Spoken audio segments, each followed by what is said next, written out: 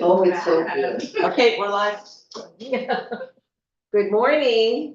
Welcome to the May 9th, 2025 Budget Council meeting, the first of our series of budget meetings. Let us begin by acknowledging that we are gathered today in Mi'kma'ki, the ancestral, present, and future territory of the Mi'kmaq people.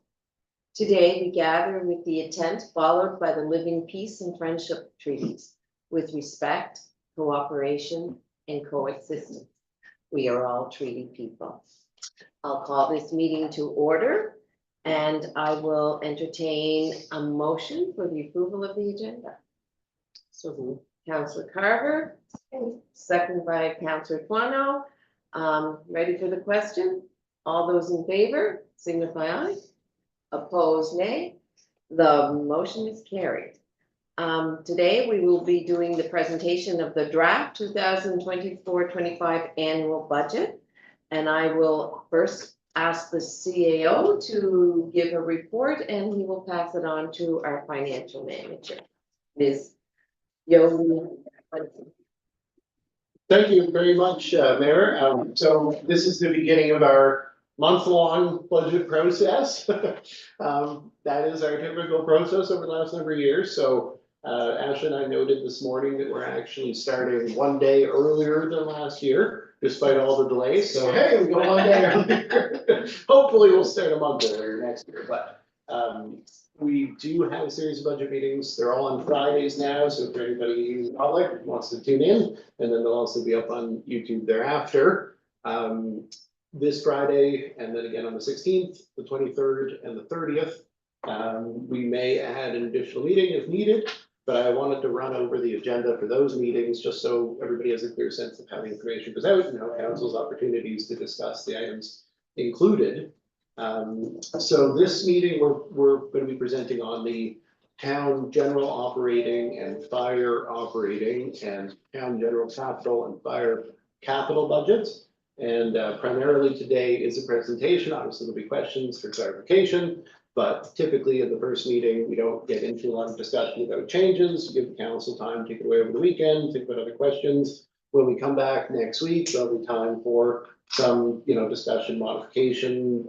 Council makes motions to direct staff to make changes as we go, so we'll have some of that next week, I expect. Also next week on the 16th, we're going to ask council to consider the grants and requests because we do have a lot of people in the community waiting to hear back about those. And we will have a closed session to review personnel and contract details that are not able to be presented in the open session. And then on the 23rd, we're going to be presenting the water and electrical utility operating and capital budgets. And on the 30th, we've just got time for continued discussion and further modification. And then typically the council has passed the actual final budget. And as Ashley and I were telling some new council members, it's about, a dozen motions, each of the different line, we approve general operating, we approve general capital, we approve water operating. So that typically happens at the regular council meeting at the beginning of June, which would be June 10th this year. So that will be on a regular council meeting agenda. And then anybody who only catches the budget process at that point can go back and watch all typically 12 to 15 hours of YouTube. They'll have been recorded in the course of the process. And I think that's pretty much how the process will go. One note for the public, budget meeting packages are not distributed in advance of the meeting, but will be posted on the website following the meeting. So today's budget meeting package will be available to the public to review. And then when the water utility and electrical utility packages are published on the 23rd, then following the meeting, they will also be put out for public review. The final draft budget that goes to the regular June council meeting will be in the regular package with normal advance time, but the draft versions are working documents and tend to be presented live and then put up. So if anybody's following the process, it's a whole month long, so you have a lot of opportunities to connect and make your input heard if you'd like. So I don't know if council members have any questions about the process before we get to the presentation. And then Ashley normally will initially start by presenting the operating, and then I usually run over the capital. Council Carver? Sorry, I don't want to put you on the spot, but I am curious as to why the draft documents aren't available to the working documents aren't available to the public. So that they could follow along during the discussions, or have a look at it beforehand. As opposed to just following along Well, you don't have the meeting. in the moment. Nobody has, you don't have the meeting. The We don't documents have, are looking right okay, so now. that's a good answer. Nobody has. Yeah. Nobody has. So you're getting them only 3 hours before everybody else typically. Okay, Yeah. thank you. But are we streaming? You'll have to share your screen through Zoom. Yeah, so they will also be able to watch it as we go. Yeah, I thought that was, Yeah, yeah, so that's they usually- will be able, if they're watching right now, they will be able to, Yeah, they can follow, they will be able to follow with it my live. screen Yeah. that I'm showing live, so they're gonna see it exactly when you see it. And then we'll post it for any, if they wanna spend their weekends reviewing it. And So for, the councilors can look ahead on the printed version. and for next week, next Friday, we won't have seen the documents before the Friday meeting. Next week, there aren't any new presentations. Okay, The 23rd, the same thing. We're gonna present the water and electrical at the meeting okay. and then discuss them the following week. Okay, thank you. Any other Well, it's good questions? clarification if Good anybody's question. wondering why it works the way it works. Any questions? No, I'll hand it over to our finance manager. Thank you, so welcome everybody to the 25-26 budget, this is one of my favorite times of the year. And I look forward to going through the process with you guys, I know we have some new people at the table, so this will be all brand new and fun. This is a presentation, meeting, however, if there's a question, if you wanna have a comment, you feel free to stop me, it's not super formal in that sense. But yeah, so I'm basically just gonna go through, as the CEO mentioned, I'm just gonna go through the town today. So we have in the past kind of gone through the town and the utilities, but it's a lot. So we've decided this time, focus on the town, let's get that done. Then we will move on to the utilities so that we can kind of, they are technically 3 separate budgets. So we're gonna treat them that way, especially for the new people, that we can just kind of really zone in on what you need to see right now. And there's a lot of stuff, so. One thing I wanted to mention is when it comes to the budget, there's a lot of numbers, there's a lot of lines. It can feel super overwhelming, so one, always come to me and chat if you want to, but 2, the budget summary is a really good place to start. It's gonna show the revenues and it's gonna show the expenses for the town. So at the end, you know, if you don't wanna get into too much of the weeds, a little bit great, but if you're feeling overwhelmed, you're feeling like it's a lot, this summary is exactly what it is, it's a summary of it. So we have our revenues, and then we have our expenses, and then we come out of the bottom. The whole point of our budget is to have a balanced budget at the end, so a 0, so all the revenue is covered by all the expenses. So we only have a finite amount of sources of revenue, and then we have a lot more detail on all the expenses. So you'll notice that we spend a lot of time on the expenses because it's per department, it's basket wide, and but yeah, so let's get into it. So let's start with the summary, which is Could you page find 1. one, can you zoom it in at all? Yeah, I maybe. Just a little bit. Can I get rid of me? Do this. Yeah, that one, Is that better? yeah, that makes a big Okay, difference. If that still works for you, I don't want it to be hard to navigate. Oh, no, it's fine, just tell me if you need me to go Sorry, in and just out. thinking that would be easier to see. Yeah, absolutely, I have my paper copy, so I'm Is there here. a sheet you passed around? Yes, Sheet? the status of funds. Take one, pass it around. Thanks, sorry. No, I don't need that one. Well, we're not at that one yet, so you We're not at that one yet, No, I knew something yes, started, thank you. but not finished. So there was a last minute update that Dylan and I were chatting about, and I figured I'd just print it off and give it to you guys, as opposed to just telling you the change, so. Sorry, but- did you get one? Yeah, it's just stop it, Kelly. Okay. Oh, my fault. Okay, so budget summary, like I said, it's broken out into 2 main categories, revenue and expenses. So our revenues are finite, we only have a couple sources of them. We have taxes, grants, sales services, and a couple other transfers from government. So as you can see, we had a fair, from what we budgeted last year for 24-25 to what the actual was. We were over budget. on the revenue side, that's a good thing. You'll see further on that our D-transfer tax came in a lot higher than what we expected, so, yes. Oh, I just wanted a question about the difference between conditional and unconditional transfers, government transfers. I didn't mean to interrupt you. Oh, okay, well, we'll get into that when we get into the detail on that section. Okay, Is that okay? And if I don't answer it then, just remind me. okay. Thanks, Penny. So yeah, you'll see that there was a substantial amount of D-transfer tax this year. I always budget conservatively, for those who don't know me. I'd rather under-assume or over-assume on expenses and have a better case scenario come out. So this is one of those where I budgeted 175,000 for D-transfer tax, and we did much better, so yay. So that's the technical little things that make you happy. Make Joe Feeney happy. Yeah. Joe and I are just like cheering. That's right. So this year, we're looking at total revenue of 4.29. And then if you go to the next page, you'll see that our expenses, budget versus actual, were fairly close. You have to change the screen, people. Oh, sorry, yes. Oh dear, multitasking. Well, This is, okay. And then we're looking at a budget of just over $4 million for this year. So we have balanced it.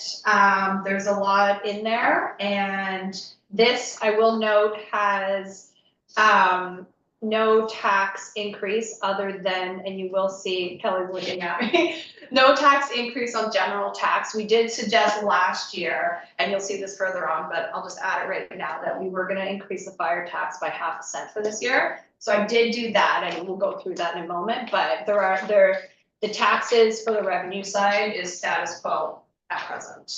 All right? So. Yeah. On the taxes which have increased, does that come from more properties or a higher tax rate? So we actually have an analysis that I'm gonna show you in about Okay, 30 seconds. Okay. You've seen it before, but I know this is all still new and there's a lot to absorb, so we'll go through it quickly once again.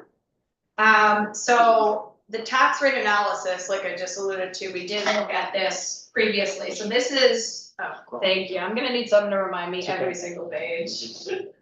I'm an old dog. I mean, I'll. Yeah, you're gonna have to be my little clicker. So the prior year taxes, originally we had the long-term care facilities broken out to residential, commercial. And then about a month ago, I was notified, so that's what this page that I'm showing right now, this is what you would have seen in prior years' Page budget. Correct, yes. So about a month ago, it was, I guess, the long-term care facility was reassessed, and the residential, or the commercial part, sorry, has gone kaput. There's no more, it's only residential at this point. So if you go to page 5, I'm showing it now as the reassessment. And I did reach out to Paul, and we were going back and forth, and then he went on vacation, so he's still, I actually need to talk to him about this to find out the general reason for it, but you're in the back of my head, don't worry. So I just did a quick little analysis of what it would have looked like last year had we just had the residential for the long term. It's about a $7,000 loss in the revenue, not a huge deal. I don't think it's worth restating the budget last year over, but this is sort of our new old version. Mhm. And then if you go to page 6, this is our tax rate for this year. So the tax rate has not changed on the general side. So the very first group of numbers, those are all same tax rates as prior year. The only difference you'll see is the second group of numbers under the fire tax rate, there is a 0.5 cent increase, which was discussed last year. I will obviously leave this to council's discretion, but I wanted to add it in as it was suggested last year. And then the last section here, you will see as the total with the tax, the total tax and fire, general and fire. So then, to sort of dig into Councillor Pelperman's question, the next page, number 7, and I'm scrolling, this is good. So you'll see here the change in assessment. So things change due to events and change in general assessment. So we went over this again. The only difference from what we went over a month or so ago in our pre-budget meeting was that the long-term care facility is now just pure residential and commercial is gonna be. Are there any questions?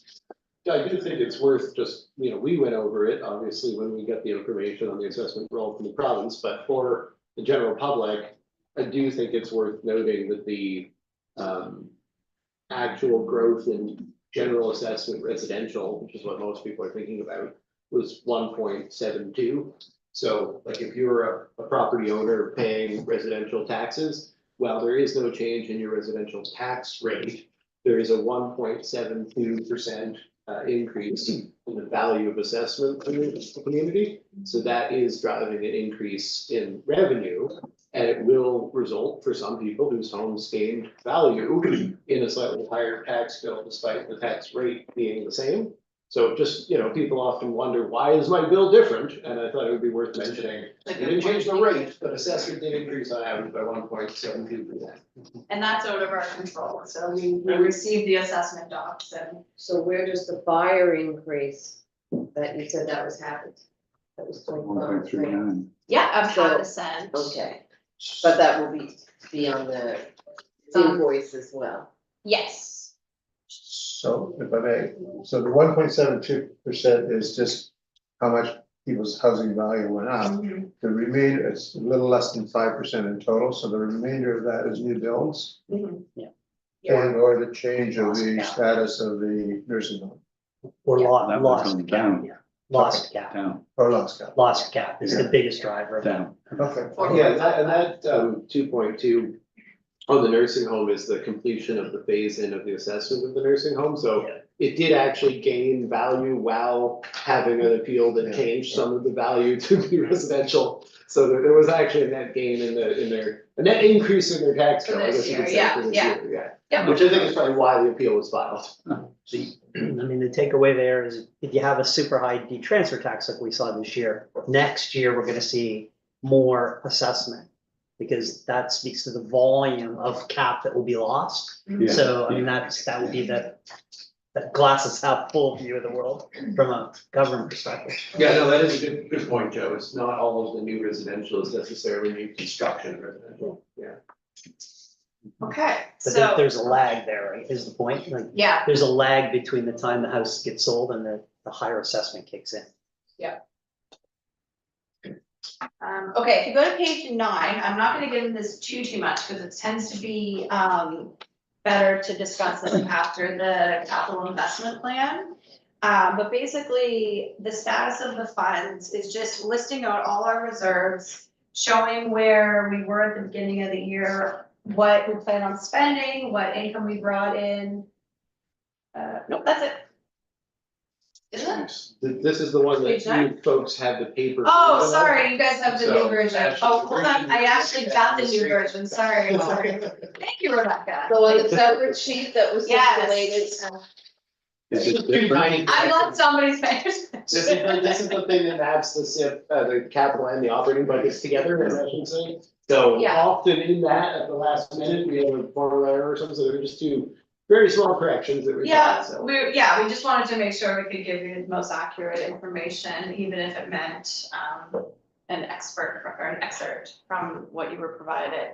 So again, we'll go into this in more detail after the SIP, but, I just wanted to kind of just show, this is where we show sort of where the funds are coming from, what we're spending and where we expect to be at the end. If you look at the beginning, the March 31st, 2025, the 1.7, that's what we had budgeted. But when I went through and did all the spending and all the income that came in from last year, we actually were at 2.66. So you'll see that, we plan to do all these projects, we plan to spend everything, but things don't happen. We may come in higher because we haven't spent it all, we maybe got a grant we didn't realize we were gonna have, there's lots of various reasons for it. But that's why we added that in last year to kind of reconcile to what we actually had versus just what the budget is, so. This is all the nice to haves and the hopefuls and And I should note, actually, there is one more correction on here that I'm just seeing now. So in the prior fiscal year, we thought we would have used the Sustainable Services Growth Fund Reserve. And then those projects were carried over into the current year. But we do expect to use We're the gonna balance use of the those? Sustainable Services Growth Fund Reserve this year. So that actually should be removed. Zero. It looks suspicious that we would have as much capital spending as we'll get into and not have that be spent. So when you look at the estimated cash balance, the change from beginning of year to end of year, it was going to have been a net spending of 300,000 from reserves, give or take. And it's actually gonna be about twice that net spending from reserves. The Sustainable Services Growth Fund, I should note, is money is contributed from the province to be held in reserve to be applied as external funding to accessibility projects. Mhm. Councillor Paul. What drives reserves? Is there a regulatory requirement level, or is it something that's assessed? It's very much our decision what monies are allocated where, and there will be a lot more information on that as actually goes through the budget. But the resulting change in reserves, the province has a guideline that says that we should maintain a level of reserves relative to our size as a municipal unit. And I will say that the resulting levels of reserves, both on operating and overall, are going to be seen as lower than where the province would like them to be. As they always have. As they have, I mean, it's getting tighter, I would say, because we've been doing a lot with our capital, but. Yeah, that's something we can come back to, like exactly why do we include the estimated income to reserves, the 915,000? Like that is mostly a choice that council has made. Mayor, just Yes. just because, just based on our conversation at our special meeting a few nights ago. So just colloquially, these are called cash balances, but of course, they're not cash, right? These are posted obligations. This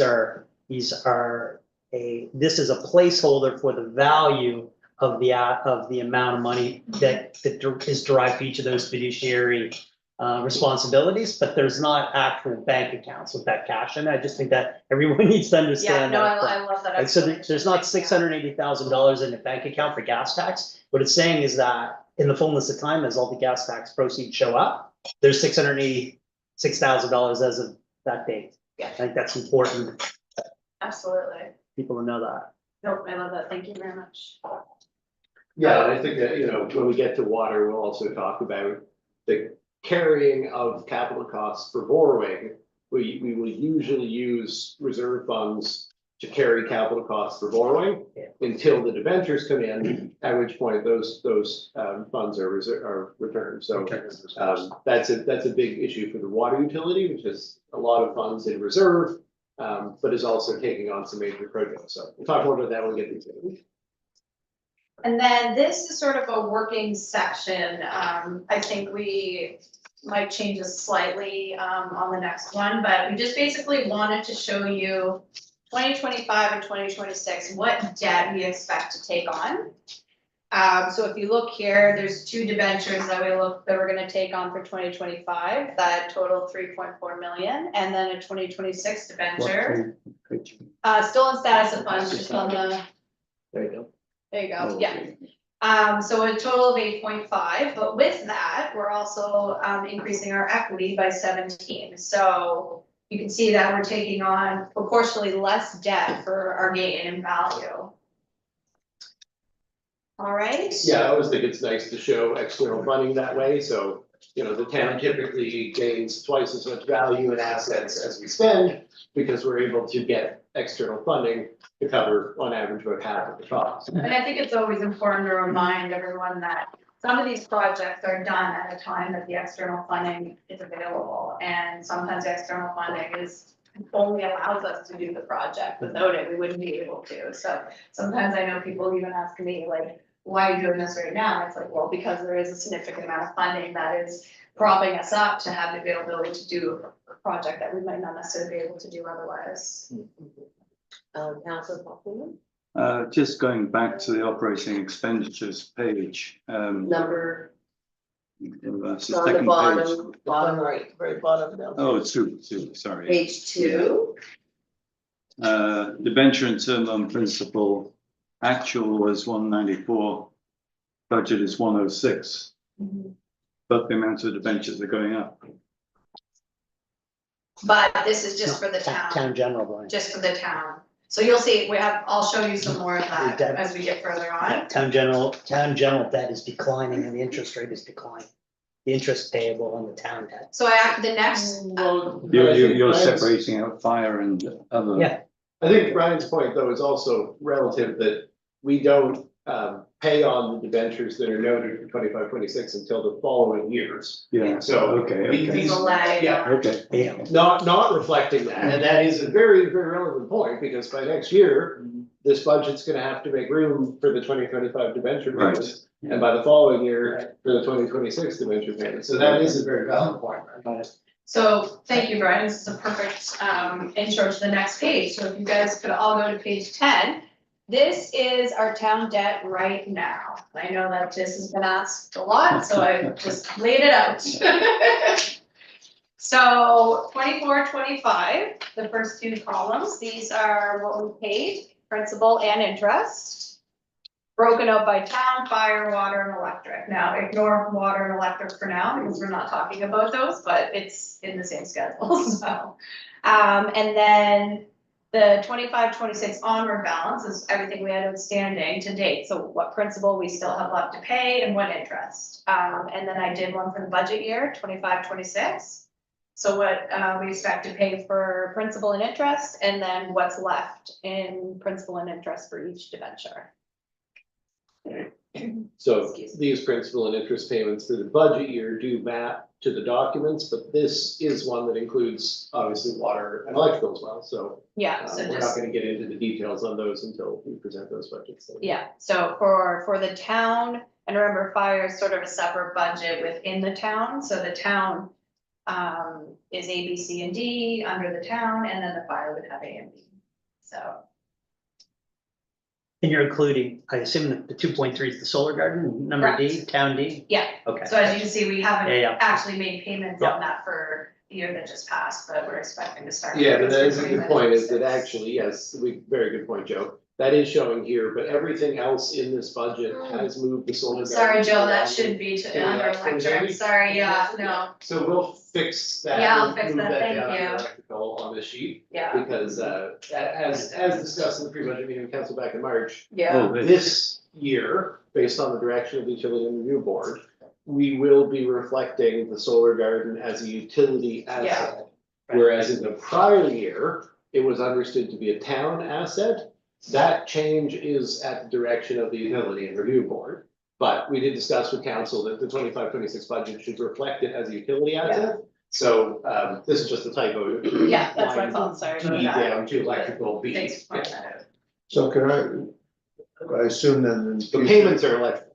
in future, the solar garden will just become part of the electrical Yeah. utility, you know? Correct. Yes, and it has in every way except this one little line on the debt schedule. Yeah, The I actual put it payments in and the interest are already on electrical, not town. We just Yeah, I didn't move just- it on this debt It's schedule. been on town until like recently, so it's still in my brain is town, so I just have to literally cut and paste, and that's the only change in the budget should be to reflect This is accordingly. a slightly sideways question, but follow up if I may.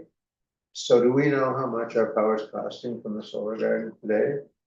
We do, Mhm. and that on the 23rd, there'll be a whole breakdown of all that as part of the Okay, actual perfect, budget. thank you. Yeah, we had to report to UARB a couple months ago, sort of an analysis of what it cost us for the last year. Yeah, the 24-25 numbers, when it was seen to be operated by the town, Yeah, those are public, because they were filed with the board back in March, but we do have analysis of 25-26 as it would be within the electrical. utility. Sorry. Yeah, we're gonna have some call for them. Just on the URB, I thought we were told by them that the town was the utility. Because we didn't get approval of 250,000 expenditure. Yeah, it's a little arcane, but it's another good question, Brian, it might help the public to understand. They're still two separate financial entities, so like the town and the utility are totally separate audited sets of books. The utility and review board's decision was that there's no governance separation between the two entities. And therefore they can't enter into legal agreements between each other. So we still have a legal entity, like a financial entity for the utility. belongs to the town, is separated from town general, but the governance body is the same, and that's the issue they have. Okay. Yeah. Actually, just indulge me for a second on the debt schedule. So, town general A, B, and C, that's the Kinburn Bridge. That's Claremont and Pleasant Street, and that's the Edgewater sidewalk projects. Those are the, Mhm. so those are the debt, the legacy debts from those capital Legacy, yes. projects. Fire is A, is the town, is the station, Yep, and B is not the town. That is the loan that we're flowing through from the fire department. For the whole portion. For the For the whole whole portion. Pay all So- that they are paying back. So You'll they're- see that in the fire. Yeah, and they're Yeah. paying for that they're paying for that, and then you've got the three legacy water projects and then the electrical truck. The truck, yeah. Okay, cool. Can you say the items again, that A under town is the bridge, and B and C are what? Let me see. Uh, I can pull them what- up. Just one at a time, please. Penny, what I was going to suggest to your question is that it'd be helpful to identify what those. Yeah, I think we can do that. Sure, I actually have them there, I just hid them for aesthetic purposes, so I can definitely like, just unhide the sheet and. Yes, that would help. Yeah, that's To make it fine. clearer. Yeah, okay, No, I think that's a really good idea then. Yeah. And one of the, it's really good emphasis too at the beginning of this meeting is that as we go through today, these draft versions, the presentation elements that improve notes and presentation pages, the final version that goes on the package for the June 10th meeting gets for the public, and it will stand for the year on the website, gets the benefit of the back and forth for presentation. So do jump in with presentations and Yeah. questions. That is very helpful. yeah, I think it's important to remember that this is your budget, not our budget, we're just advisors and doers. We don't have the little tabs. Yes, Council Wilson. Well, it's just a presentation thing, but it's also a bit arcane, but in some places we use brackets to denote a negative number, like negative revenue, and Yeah. others we use a bracket to Negative. show a negative revenue. Mhm. And a negative expense in it. A reduction in expenses is a good thing, Mhm. and you know what I mean? Yeah. Just so, and sometimes we use a minus sign. Just want consistency, And yeah, it really helped me if brackets always meant the same thing. yeah, Brackets are always bad. Mhm. My brackets equal back. B for B. Yeah, Red is also bad. and red is also. It's a whole budget information. Unless it's your checking. Midnight, working on this. That is pretty funny, when you put a bunch of money together. It's not, you're gonna say it's bad. When I looked at it, I was like, oh. Everything's in No, there. that's a good point. I know it's not bad, but that's actually a very good Maybe you point. should choose a different I choose a color. different color. Oh, no, go ahead. No, I no. mean, if we're talking about presentation. Yeah. Would it be good to have something here on like a summary of the debt? Cause there's lots of conversations around, oh, your debt is, 7,000 million or whatever. Like a bit of verbiage. Just a bit of a summary, like a debt summary that Mhm. people could understand. Yeah, I mean, I think Yeah, naming these, Simple. naming these Naming will them help, will because if you look in the Yeah. columns on Excellent, the yeah. balances, the columns on the balances are the full outstanding debt balances, so once they're named, they'll probably be more easy to read. I think. Well, you know what you're paying for. Well, I think that if we're gonna change the page, I think it would be important, like, when did the loan start? Yeah, I can provide that. What's the When's the interest end rate? And then what was the loan associated with? Like, we know that a lot of little nickels and dime things get added when you're doing the big debenture, but the big project, Yeah. right? Yeah. Pleasant, so this will be Claremont and Pleasant Street, that's the big number. The bridge, that's the second number. And I think people will see, oh, well, yeah, okay, that was it. But I think the other message is that we enjoy very low interest rates. Mhm. These are Yeah, all the name, 2% duration, interest, and 1.75% interest. I Yeah. think that would be a good piece of information for the public to So understand. when the loan started, probably when our final payment is, the interest rate, name them and brackets equal that, but I don't think there are any brackets here, but that's just for the overall budget. No, Yeah, I think it's the name and when it began, the duration and the Okay. interest rate, which Yep. are all publicly available, but bring them all in here. yep, absolutely. Yeah. Yeah, sounds good. Okay, well, we're getting there. We have a debt schedule now, so we're building up. Just one other question, why are those long, like, why is the the truck, why is that in town general financial statements versus the electrical utility statements? You can This take is that. just a presentation element, like, we include the whole debt schedule here to kind of just make sure everybody was clear. Yeah. But, ultimately, we do see that as a utility expense, we're just showing it But here. that loan is denoted in the town general statement. Oh, it's a VDO question then. Yeah, anyway, don't want to contaminate the meeting Yeah, now. Actually, should keep Yeah, that one no, away, that's yeah, that's an Yeah, auditor no, question. that's a good thing. That's interesting. Versus the electrical. unit. Yeah, I think it's Definitely because, should be. I think it's because of the Riverport deal. I think that's the reason why it's in town general, but I don't, because that was we buy it and Riverport pays for it. And I think Yeah. that's what that's why it's in town general, but I'm just, Utility back, if they put the revenue from them back in the town, I guess it would go back. the point is at some point, just move it over to the utility. Yeah, it should be. yeah, we're currently on FYR. Council Carver.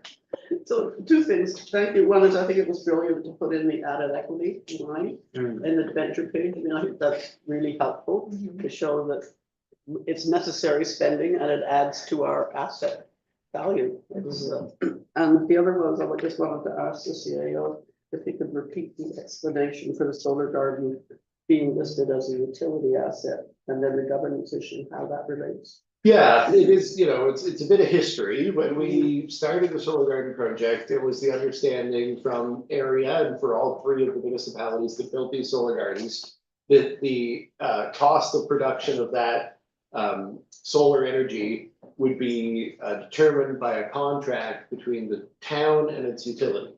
So basically, each of the towns would build a solar garden, they'd look at the full cost of production, they determine what that number ought to be, and then they'd write a contract with their utility saying, we'll sell you this energy at this price. And the council, as the governing body, would determine both the sale price based on the cost of production, but also would then be saying what we agree as the utility to buy energy from the town at this price. At the end of the day, that idea that we had, and it was all of our basic assumption as to how these projects would work, the board felt, and it's their duty to oversee these things, after some back and forth and getting the information, the board felt that the town shouldn't really be in a position to enter into an agreement with itself, that the purchase price of the power to the utility should be the cost of production of the power to the utility, and therefore has directed us to put the asset on the utilities books, meaning that any difference between the cost of production and the resulting sale of energy to the community would benefit the utility. And so the board's direction essentially says, if in the life of the facility, there's a significant difference between the cost to produce solar energy and the cost to buy energy from Nova Scotia Power or other market sources, then that difference would accrue to the utility to be used for the purposes of the utility to maintain utility systems. And the board feels that that's a more prudent approach. And at the end of the day, we've been directed to take that approach. So last year, the town took on all the costs of operating the solar garden. And then the energy was sold to the utility at the Nova Scotia Power rate. And that the board approved that system and gave us a year to kind of figure out the transition. And then this year, it's now a utility asset. So that's the history as to how it worked out that way. And at the end of the day, the cost of production and the Nova Scotia Power avoided costs are very similar at this time. So it's not a huge windfall either way. The utilities, we'll see this on the 23rd, but the solar garden production costs are a little bit below the market price of energy. However, we do understand the market price of energy is going to increase quite a bit over the life of the solar garden, and the costs of production are relatively fixed. So likely in future years, there will be value there will be savings there, and thanks to the board's decision, those savings will accrue to the utility. I hope that helps. That's really, really helpful. So at some point, I'm assuming by council motion, there'll be a motion to move the asset over or with the associated debt. So are we're moving the entire debenture over as well? Yeah, technically, we have to apply to this, is very strange because the board told us to do this, but technically we have to apply to the board to do that. to move those things. Okay, And that application has to be submitted by the end of this month, so we'll actually be on the council meeting agenda later this month. mhm. Lawyers are working on the fine print, but essentially the board told us what they wanted us to do, so it's no surprises. It's just a matter of accounting for all of the, exactly, movement So- and associated debt and everything. They want us to do the, in this one, so I don't wanna take us down a rat hole, but like, what would we'd have to have a conversation about what we would do with any other further receivables from the federal government. Yeah, those conversations Right. are very much on, it took a lot of my day yesterday. Okay. so we're gonna touch on that. So the point is that we have a debenture now that supports while paying all the bills, plus all of our carrying costs for the financing of the project and all that interest that the town general picked up on behalf of the project. So, and that's all embedded within the debenture. Yeah. All I'm saying is that if there's another large check coming from the federal government to offset that, when does that happen? What do we do with that money? Anyway, Yeah, the debentures on a 5-year basis, so, won't really be reconciled until that time, and then we can go back in at a lesser amount, basically. okay. So who holds the money? How do we actually do the reconciliation with the debenture? Anyway, you've got, We'll work out the fine print. you're contemplating it. But I think the technical detail that's important is that the board has to approve the utility to take on that debt. So that's what we're actually applying for, is we're applying for the board's permission for the utility to take on the debt associated with solar garden. We can't technically associate it with the utility until the board has actually approved that, and we've never asked. So the reason I ask why it's important is because that debt reallocated to the utilities a good day on our FIR. Yes. All the ratios, all of our debt ratios suddenly, like, they dramatically And so improve, right? normally, a generating asset with a power production agreement is able to record on the FIR the proceeds, which are netted against the interest and principal on the debt. So the original model for the solar garden is that it would have no effect on the town's debt ratio through the FIR, because the proceeds from the utility would offset the debt payments. So it wouldn't have had an effect. Now, even on the financial statements, it will actually be moved to the utility. So, basically trying to achieve much the same result, but it will look different in terms of the budgets and the financial statements. And will the solar garden be broken out in the utility as a? It'll be broken out in the utilities budget. I don't know how the auditors will, they probably will just have a little note or something. Yeah, Because I mean, it's just an asset. I mean, at the end of the day, Nova Scotia Power does account for all their generating assets separately. Right. It's unusual for us. It's a big deal for us, so we want to. Oh, I meant from the revenue side. But it's We just, break it out. Yeah. yeah, so it's, you'll see when we get to the electrical budget, obviously, we're getting the electrical. Yeah, stuff. sorry. It's Jumping not purchased energy, so the utility owns the cost of production and then just gets free energy. Yeah. Basically, so, yeah, we'll get into that, we'll get. to Okay, it. sorry, jumping ahead. Let's hope it's sunny. Any other questions? Sunny Any is other better. questions? Okay. And windy and. And windy and Move sunny. on. All right, so I'm gonna kind of blow through this a little bit. I'm not gonna go through every single line, so we'd be here till midnight, but I am gonna just mention a couple things for each operating section. So we're gonna start the revenue, so this is the detail, this ties back to the summary. So I just wanted to mention, the first section is just our general tax. Page 11. Page 11, thank you. The second section is our infrastructure charges and stormwater charges. The stormwater charge was something that was implemented last year. I've kept those rates at 300 and 202 spot 23 inclusive. You can see this breakout on the notes, which is page 15, if you were so inclined to look right now. So what I usually do every year is, based on the units, I'll show what we were using in the prior year, and then I'll show sort of a bump down, a couple bumps up, and what it possibly is. So, but this isn't holding council to these rates, it's whatever council decides. But I just wanted to sort of give a little context to the note for the newbies here. Question. Yeah. I had forgotten about the stormwater charge, because I've always thought of the infrastructure Yeah. charge as one thing. Yeah. But essentially, looking at this, I see as two things. Yeah, so you'll see it on your bill as one, but it is comprised of two. So for the budget, I wanted to break it out for just. So as a customer, when I see it on my bill as one charge, Correct. I forget that I'm also paying for the stormwater. And I'm thinking that it would be helpful if on the bills, it also broke it down into the Yeah. new things. Yeah, we can definitely look into that. The bills have gone out. Yeah, so, but But the going second one, forward, we're we're sending our bills out as soon as possible. but we did talk earlier in the year about doing a video or having a session, how to read your utility bills and your tax bills, and I think this is a good time to think about how we can enhance that and what people need to be seeing on when we do that program. I would add to that, if we could do something around comparables in that same in that same piece, so people can see how we're compared to Bridgewater, let's say, or. Right, and I will add to that, Really? normally I do have a comparable in here, some of the data isn't available yet on other sites, so I think some people are running behind on their budgets as well, so.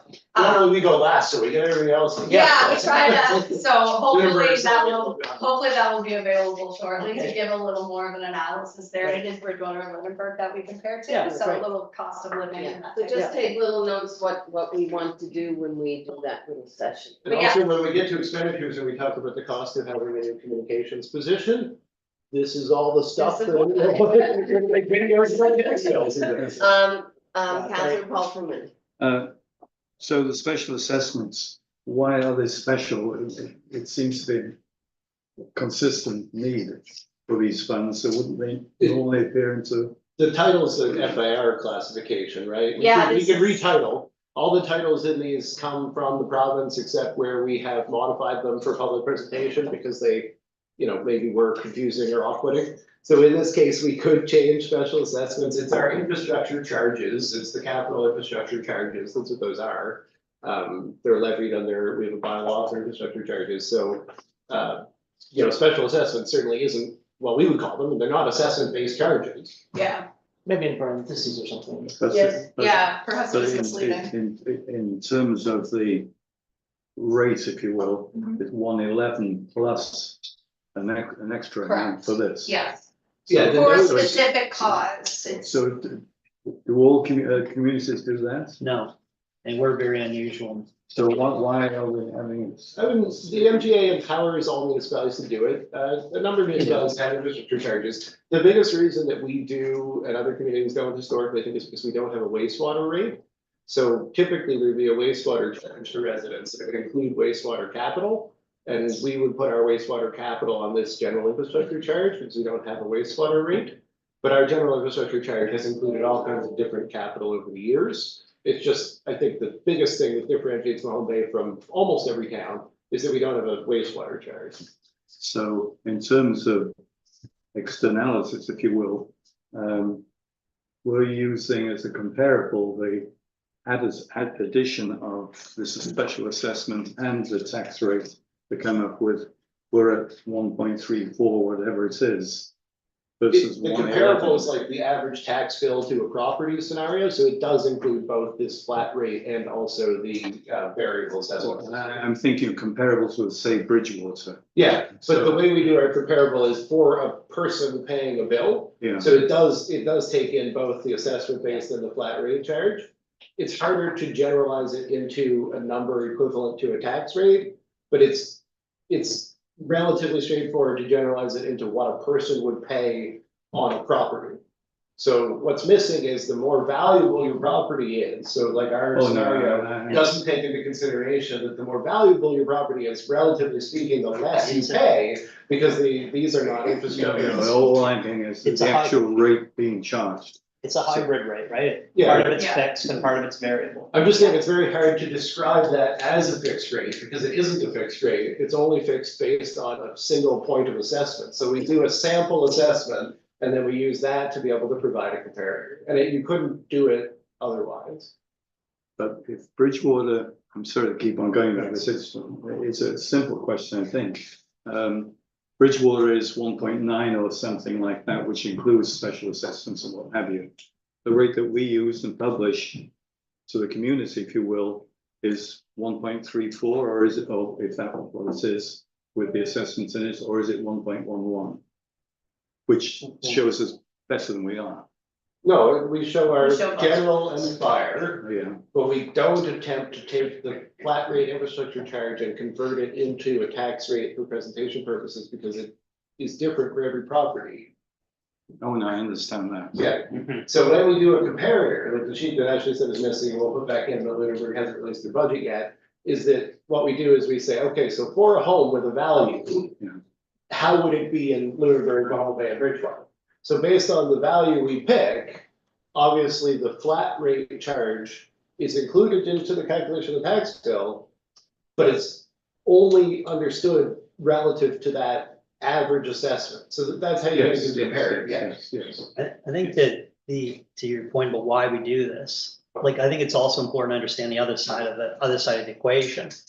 Mahone Bay is also unusual in the sense that we fund all of our capital investments, not through the $1.11. So historically, none of the $1.11 goes towards capital. It only goes towards operating. And that is unusual. So while Bridgewater charges, they charge a tax rate, but it's a blend of both sources. We, for example, so all of this money goes towards capital projects, as does the gas tax, as does the transfer tax. So other towns have other strategies. They just throw it all into one big pool. Throwing it into one big pool, I think what we've discovered from the audit has virtue. Makes it less complicated, reduces the amount of reserves we have, but it doesn't really focus our attention on what people are paying for and what they're getting. So in Mahone Bay, really the 111 is just covering our operating expenses. It has nothing to do with the capital investments.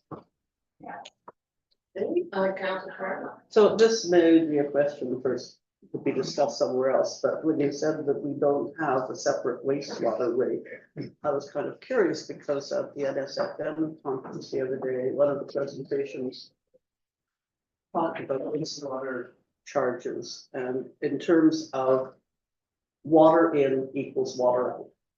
So whatever your wastewater is whatever went in, the amount that is being used and generated. So then I began thinking, so the wastewater charges are being covered under the water.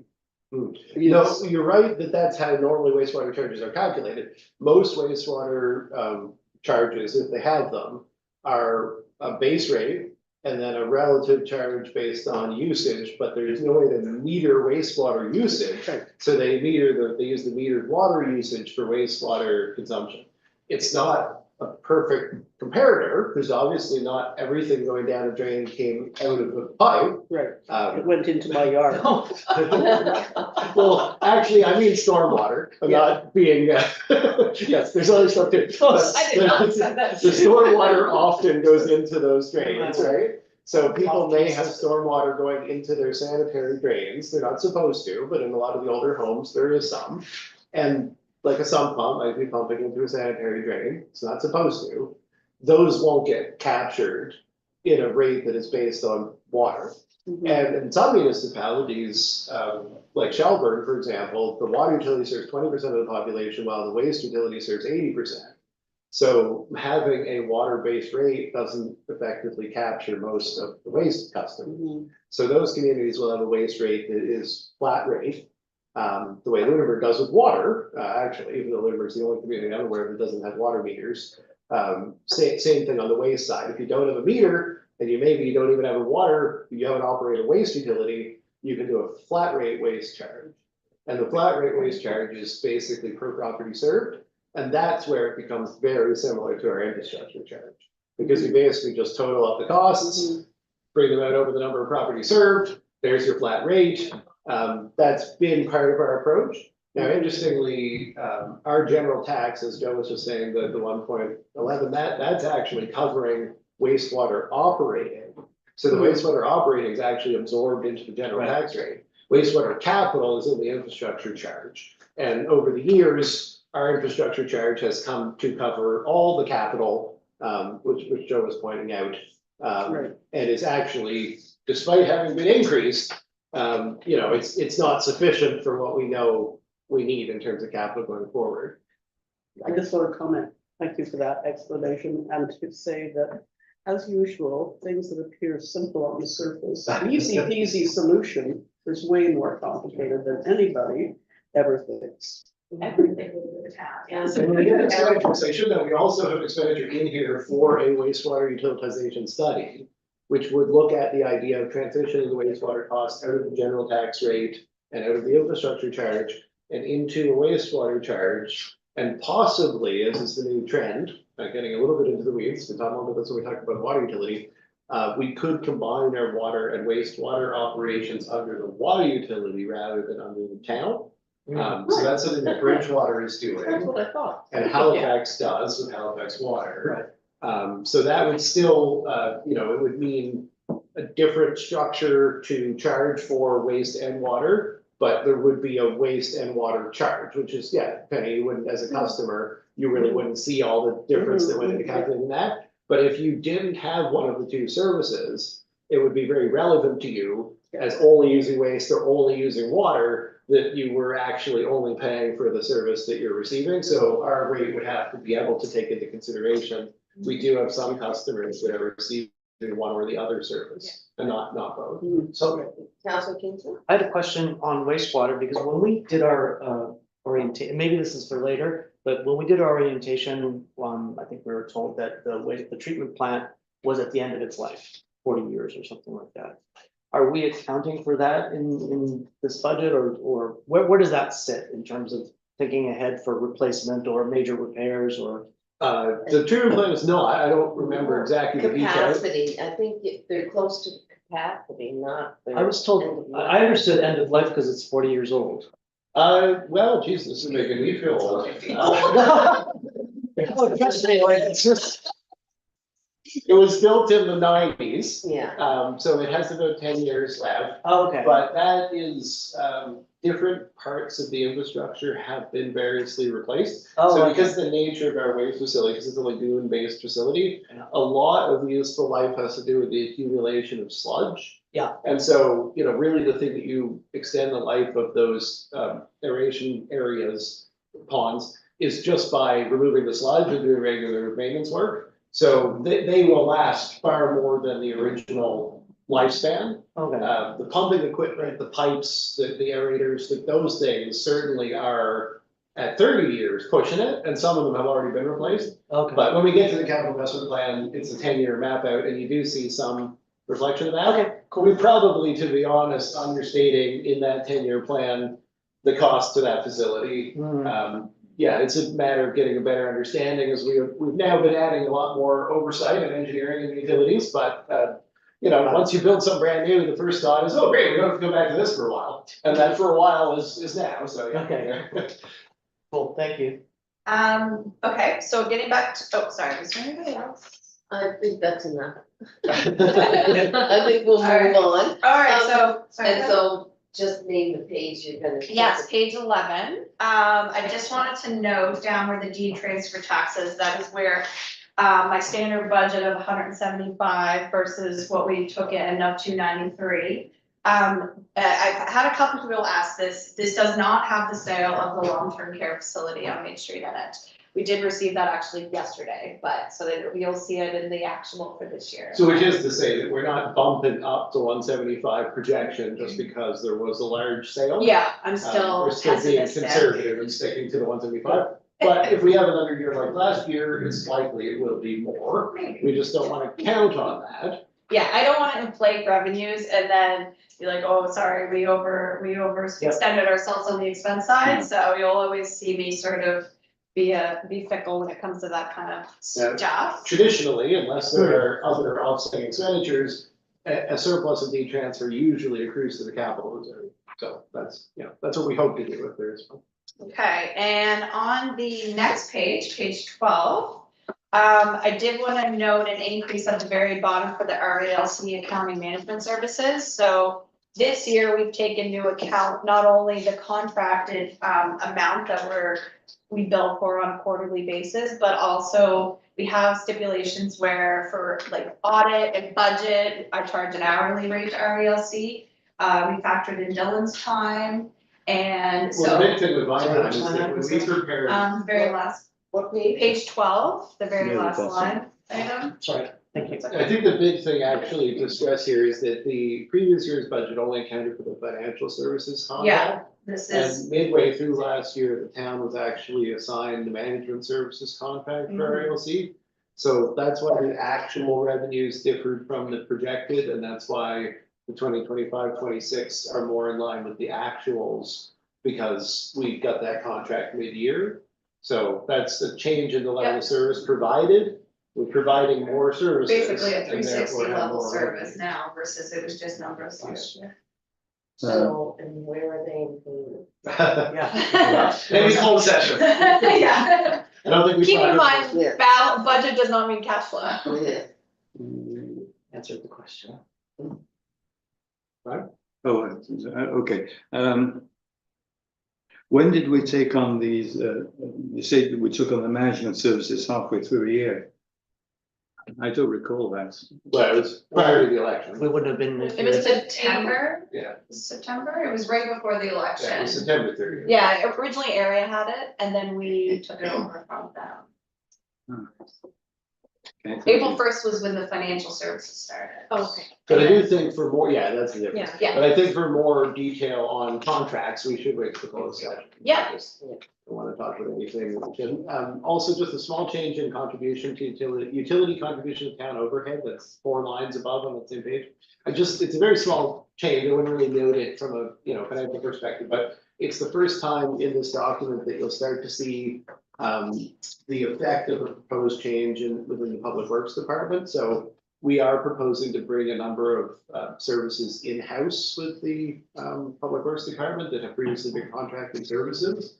So there's a number of those. So one of them is meter reading functions for our utilities. So the meter reading functions, those are going to Public Works, and therefore the utility contribution is the electric utility paying Public Works to do meter reading is reflected on this line. And likewise, the line 2 lines down, cemetery maintenance, reflects that instead of having the cemetery pay contractors to do maintenance, the cemetery is paying the town to do maintenance. So those services coming in-house are represented mostly with expenditure reductions. But in these 2 cases, because their services Public Works is providing to financially separated entities, the utility and the cemetery, they're coming in as revenue. So I just wanted to point out, like, this is the rationale for bringing services in-house. There's some revenues, but there's also some reduction in expenditures. So mostly you'll see it on the expenditure side, but there's also a little bit of impact here.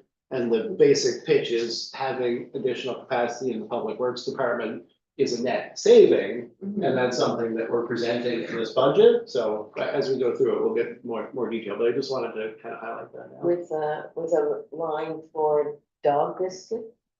That might be too. If they're gonna be reading meters, they're gonna need. Yes, dog yeah. That's biscuit. true, that's true. Yeah, there's a little metering expense. I'm not sure exactly what the dog biscuits budget is. We could, Councilor. So could there be a note to everything that the CRO just said? There will be a note, About but that line? I don't know where the note will appear, if it's gonna be tied to every line it impacts or just somewhere. Well, for me, when I read that initially, I thought, well, I don't know what that means, but now I do. So on cemetery maintenance is a good place to note it maybe, because that's a standalone new item, and so maybe that would be a. It was the utility contribution to town overhead, but Well, maybe we just need an explanation of the overall utility contribution to town overhead. The $6,000 change results from the meter reading, but what the rest of that is actually essentially this building's operations. Because there's a financial and administrative service transfer over to the utilities, we also take a small percentage of the overall cost to have all of the financial systems, the building in which we work, et cetera, et cetera, et cetera. And that is all part and parcel. So it's actually really good, Penny, to point out the utility contribution to town overhead line only represents non-staff utility contribution to town overhead. And now the purchase of meter reading service, which it was the way we did it this year. The rest of the 56,000 from last year, that was the building part. You see in the utility side, the actual transfer of staff costs into the utilities. So rather than the town paying utilities for Ashley's time and utilities for Ashley's time and my time, those are just reductions in the operating costs. So a portion of my salary, a portion of Ashley's salary don't appear in town general, they Right. appear in the utilities. And that's one of the questions that the public sometimes wonders, where are the town expenses accounted for? And I think it would help to have an explanation somewhere about how these three different, well, four different budgets linked together, the crossovers. Somewhere, maybe if it's not gonna be I think a we line, do that note on if it's this. not gonna be a line in the notes, could there be a general explanation somewhere? I'm struggling with, it's a presentation issue about understandability. Right. Yeah, I think you can look at it as a note on this line initially, just to say, this 62,200 is also supplemented by $200,000 in, just give or take, in staffing costs allocated to the utilities or something like that. That would also be a good communications piece, just on how it all works together. Yeah. Okay, that's one of the points at the end. Yeah. Let me go back. Because it is interesting that, you know, RELC is paying for staff time, so like that's showing up as a revenue. So you're not noticing that equivalent, our utilities also paying for a bunch of staff time, but it's not showing up as a revenue. Yeah, okay. Thank And you, Penny. the final thing I wanted to show is on the next page, number 14. You'll notice a new line there, well, not a new line, but you'll notice it's populated for $104,000, and that's the Housing Accelerator Fund. So I believe that's a 3-year commitment or 4-year commitment. And that's, of course, just support sort of the housing initiative of the town has to kind of increase. Yeah, so all of that 104 has corresponding housing related expenditures Yeah. in the budget. And then, Penny, this is the chance to come back to the difference between unconditional and conditional. So the provincial government transfer, the $50,000 town foundation grant from province is an unconditional transfer that all towns receive. And it is to be used for whatever operating purposes the town has. So that is, there's no conditions attached. And then the housing accelerator money, those are conditional upon doing housing stuff with the money. So that's. That helps. Thank you. And to be fair, we would actually record a lot more conditional transfers here. We tend to net out the conditional, like, when we go into expenditures, we'll talk about a bunch of money that has matching provincial money.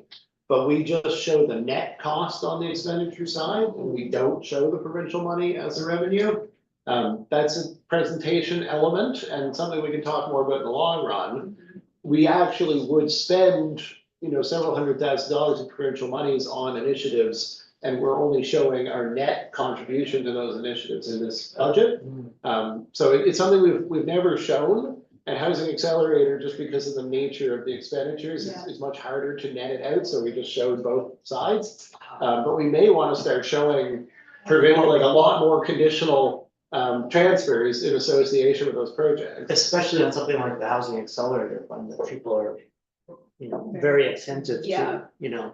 And a lot of the other ones are support for like engineering design for future stormwater or water wastewater projects and things like that. And so, you know, it's nice to show if we spend $20,000 and we bring in $80,000 to spend $100,000 on a study or a project, Right. we're only showing the net 20. Right. So we're deflating the amount of monies we're receiving and all the good work that's contributing to. Yeah, I think that would be really good to kind of highlight. So I don't know if we can change that. We may have to hold that note for next year, depending on how much work. we're doing, but, Okay, Or it's again, a communications thing that we could explain. Yeah, it could be a note. It could at least be a note. and This then is we can how make change next You year. know, yeah, not to impact, slow things down for you, but to explain.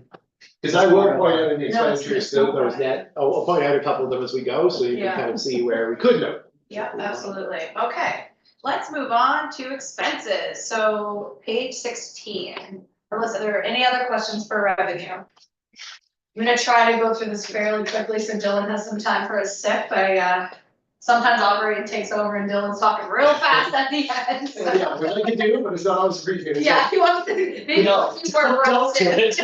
We're on schedule, we do this in 40 minutes, and then we have an hour for sips. All right, let's let's do Yes. this. Yes, Councillor So Carver. on page six, I turned over to top of page 16. You give me that. And, no, she said page 16. And it says statement of revenue and expenditures, and then the next line says general government services. I would like to see a heading there. Somebody's volume is on. There we go.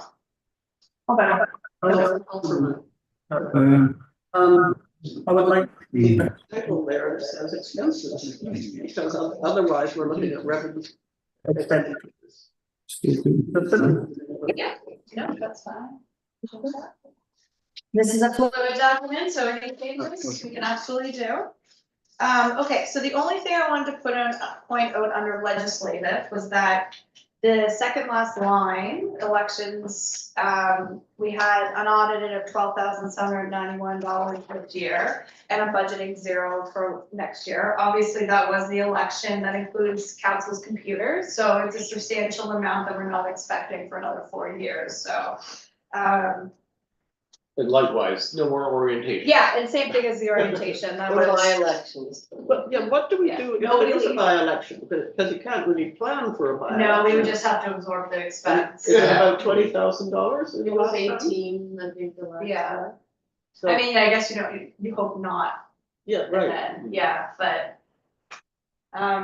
Okay, so all the salaries going through this entire budget, we're gonna discuss next week in closed session. I have a nice little chart for you guys, and I think we presented it really well, I so. have another question. Yes. What did we spend $16,000 on? Oh my gosh, So the For orientation. orientation? And this is strat plan. Because mainly Yeah. it was staff giving us orientation. It's Yeah, almost strat all strat plan. That's the strat plan. Oh, the is- facilitators. Maybe we should change the heading, this Yeah. council orientation Strat / community plan? planning. yeah, do that.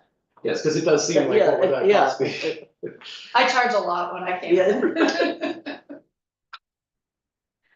Okay, so there's not a lot of changes throughout this budget right here. The professional development, I budget for the full 36, that's, Sorry, can you scroll down a little bit? oh, sorry. Can I just ask You're a doing great. question? Back when, expenses? Yeah. We did talk, and I think Councillor Feeney brought it up, Mhm. that, when you're traveling, carpooling with someone, have you indicated so that, like, I've been doing a lot of driving and transporting other people to meetings, but it's coming off my expenses, so my expenses will show higher. Didn't he say something about we should be prorate on our expenses? So Yeah, that so you're traveling with someone else, it should indicate, 50/50. yeah. that's fine. If you wanna indicate that, just write it in on your, type it in on. Yeah, that's a on good your point. expense Suzanne's gonna claim. get all the expenses. yeah, that she's trying to- Yeah, that's just something that I'll let our AP clerk kind of look out for, but yeah, I think that's a great idea, just let it, when we're Could not find using some way to ED. change the expense form, just to try to highlight that. I mean, you could just put 2 lines, you could put, mayor and then deputy mayor and break out the Anyone else in the kilometers. car? Like a line, like anyone else? Check here. I would say the easiest thing to do is where there's ample amount of lines, just just split it, so just say, mayor went 5 kilometers. Deputy Carpool. mayor went, Carpool. like, just so that, but because we also need to know the people, so that we know Yeah. exactly who to break it out, so I would just break it out on there, divide it by 2, 3, whomever is. But whoever the driver is, if they're driving their own personal car, We still have they the get gas. the full Yeah. expense. Yeah, they get the money, Expense- but then we don't record it expenses. against their cost. Yeah, we won't divide out. Clarify. Yeah, I well, love that the would be backseat good. drivers want some. Yeah. Also, actually, can you note that the council expenses included the purchase of the laptops, because it does seem, I mean, if we don't have a note, like, it does seem weird. Yeah. You said it verbally Yeah. a minute ago, but I'm just thinking, like, anyone looking at it is like, wow, these guys had a great time in the first few months. Yeah. Like, it's just a bunch of laptops, not really very much expense. Councillor Carver? It's expensive. Oh, Councillor Wilson. Yeah, a couple, this whole section talks about budget to actual percent change. Should that not be budget to budget? We do usually do budget to budget. Actually, what is the heading just off, or is it budget actual, or is it budget to budget? No, it's budget to it's budget to yeah, it's budget to actual, Oh, yeah, so that's it's, good, budget actual. yeah, so it's So we showing, usually do, I know you have both columns, I think, but we do usually show budget to budget on these and budget to actual on the quarterly statements. Yeah, because we are talking about this year's budget, so Yeah. you would think it would be budget. yeah, I'll or- change that. Or actual budget. I wonder if that's in all of them or, Cause I think you have both columns. I have both columns, so, Should be an easy enough fix, we'll do it with the next print. yeah, do you wanna see both or just budget to budget? Do you care about this one? I'd rather see. Budget to budget? Budget Okay. to budget. And they won't both fit on the page. Yeah, okay. And the next question is, it's a remarkably large increase from budget to budget of $80,000 on a base of 370, so it's about a 50%. Maybe I can do my math wrong. Anyway, So you're looking at the next page. the next page will give me a total, I bet. Are you on page 18? Oh, you're ahead of Where are you us. at? No, I'm just looking at the total numbers here. We get, if you go to the bottom of the, yes, I guess it is the next page, 450 versus 370. The budget for 25 is 450,000, the budget for last year was 370. Which page is Yes, it? no, it's just The bond. Page 17. the administrative costs, the bottom of the administrative costs, the 17th page, bottom 17. Yes, Oh, Kelly, it sorry. is an increase of $80,000, you're right. Are you, It just seems like a lot. Yeah, so, so what do we wanna highlight that is in there? I mean, there's two things I guess I'll jump on right away, is there's $10,000 of HR services costs. We may not use all of it, but it is representing either use of MJSD, or we've also signed up for another service that provides training and support for staff. So that 10,000 there is new. And then there is a $50,000 difference in the salaries, and a little bit more than, well, I guess about 2/3 of that. No, a little bit more than half of that is the communications position. So we should probably have a note on the salaries that this includes the addition of communications. Okay, services. I gotcha, yeah. Yeah. And there's also a $10,000 bump or more, 15,000 in power, which I assume reflects the electric heat. Yes, there's, so the fuel drops off and the electric heat kicks in, and it doesn't net out, it is an overall increase of $10,000 in the year. Now, we might be being a little bit conservative, we'll have to have a few years of operating on the all electrical systems to figure out what they really need to cost, like. Okay, that's fine, thank you. No, those are all good, I mean, you need to have notes so that somebody reading can understand why things increased, so I think noting the Yeah, communications. and I'll add the HR services, I'll add a note there that we're onboarding new HR services. Like that one you'll probably notice, because it goes from 0 to 10,000. but I didn't make Exactly. a note. Councillor Copeland? Yeah, the cost of, let's say, staff or administration writ large, appears to be sort of sliced and diced in different places. For example, the staff salaries admin is 211, and then finance is 150 on the next page, and then there's other categories as well. Don't we have a single figure that's? So what Actually, we, just noting, we will go over that in the closed session, and we can talk about how you might want any public presentation of it from there. yeah, but basically, any one of us doesn't just work on one thing, we touch all the Oh, no, departments, no, all things, so. I appreciate But that. yes, but I do have sort of a consolidated total number for you that we'll talk about in closed session. Okay, well, yeah, in closed session perhaps, but I think it was interesting in the town. and- No, we will have something public as well, but we're gonna do it in closed session to talk to you about how we present it, because the version you're gonna see will definitely include Okay, information okay. we wouldn't include in the public Yeah, so presentation. then it's up to council, I guess, to tell Okay. exactly Yeah. how you want it to look, but yeah, so we'll have something that'll give a total. Okay, so we talked about, the HR.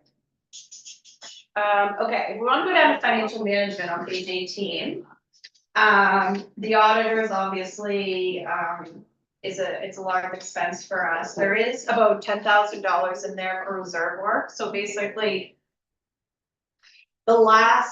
since the beginning of time, our reserves have always caused auditors a lot of otoscope time. to work through it. So what I've talked to them about is, how can we make this so it's more clear, it's easier for us, it's easier for them, so they're not charging us these enormous amounts of charges. And we discussed a $10,000 project where they spend their time, they get it all organized, we figure out how to, we figured out how to properly show it so that when it comes time for audit, we're not dealing with, possibly, another $15,000 charge every year because they're doing a lot of reconciliations. We have tons of reserves. It's just, it's a time consuming thing. So, I like this idea. It's up to council whether we want to hire them for this, but I think I'd rather do a $10,000 hit now than continuing to spend extra money every year for every scope. And I think the more we can get our working papers concise and kind of align with the auditors, I think the better, because it'll save us time in the end, saves money really. So it's only at year end that they would do this? So at year end, they do a reconciliation for the financial statements. And I know it took the prior auditors we had and our current auditors a lot of time. Also, and- one of the things the province has had the most concern. It's also one of the Yeah. things Bronx had a lot of, so the way I'm trying to solve this issue, for one, costing us a lot of money, but also to just kind of align everyone, is just have them, I spoke to the partner and they said that they could come in and spend some time making sure that everything is correct and it doesn't take as much time to reconcile at the end of the year. So what that entails, I don't know. They said it would cost $10,000. So I just wanted to point that out, that that's not just audit costs, there is a little special project in there. Councillor Is that Carter. then a guarantee that they're not gonna submit any other scope of bills? So there will be no guarantee ever that there will be no Otis That'd be scope.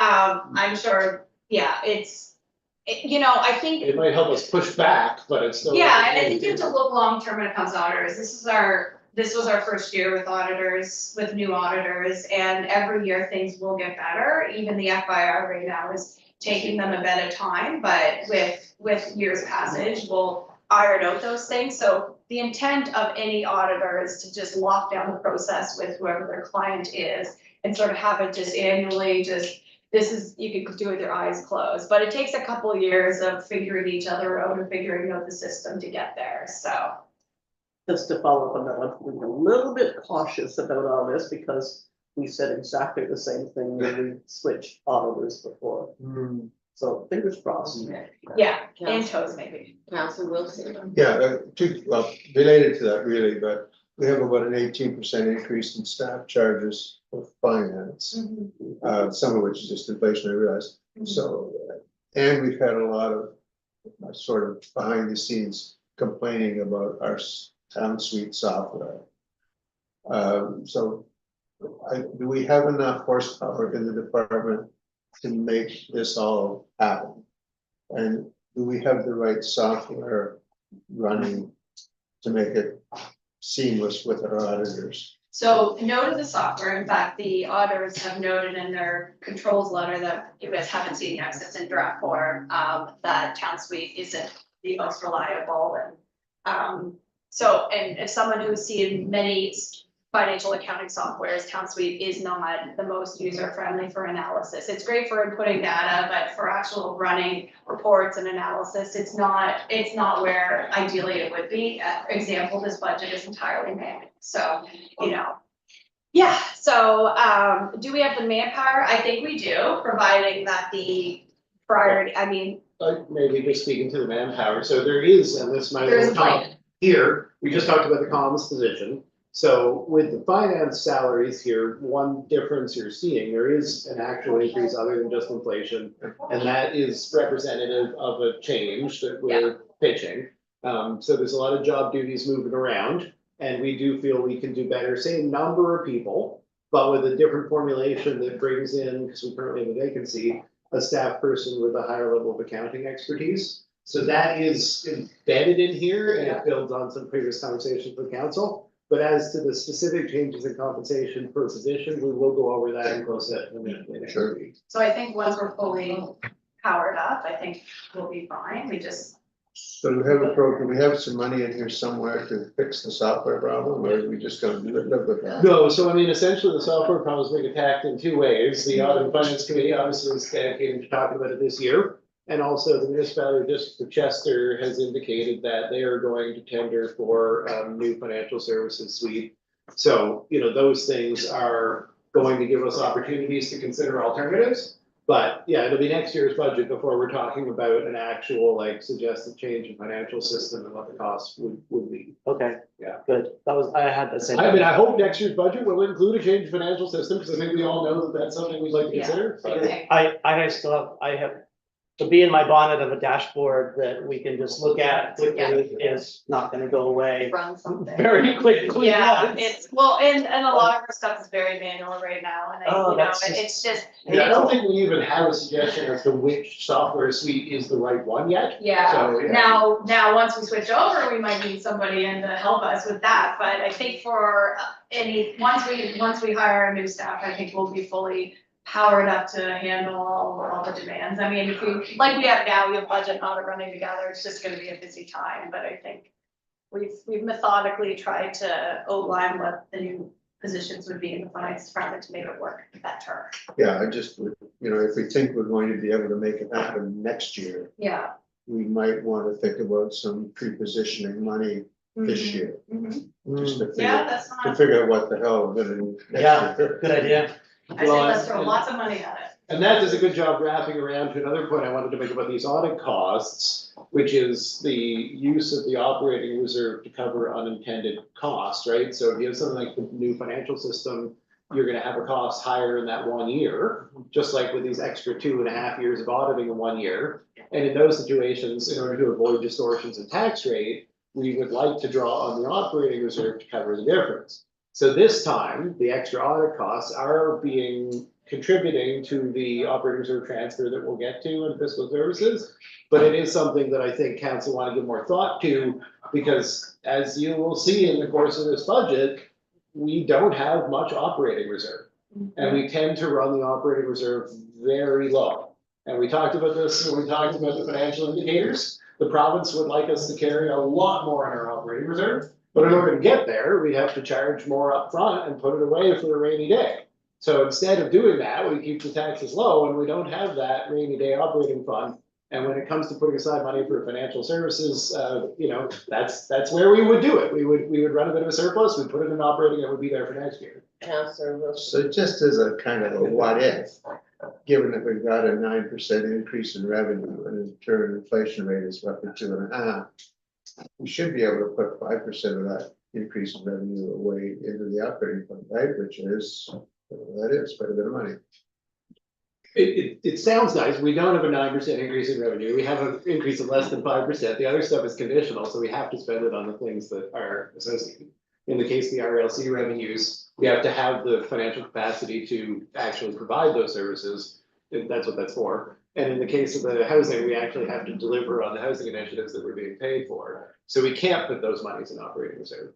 To say some of the 4.86% increase in tax revenue, well, that's a conversation we can have about priorities. One big difference would be a lot of the capital requests. So you'll see items like the Clearway widening and additional access to Hawthorne. You know, if those weren't done, those monies would still be in the reserves, and instead of putting them in the capital reserve, we could put them in the operating reserve. So there's lots of different changes council can look at through the budget process.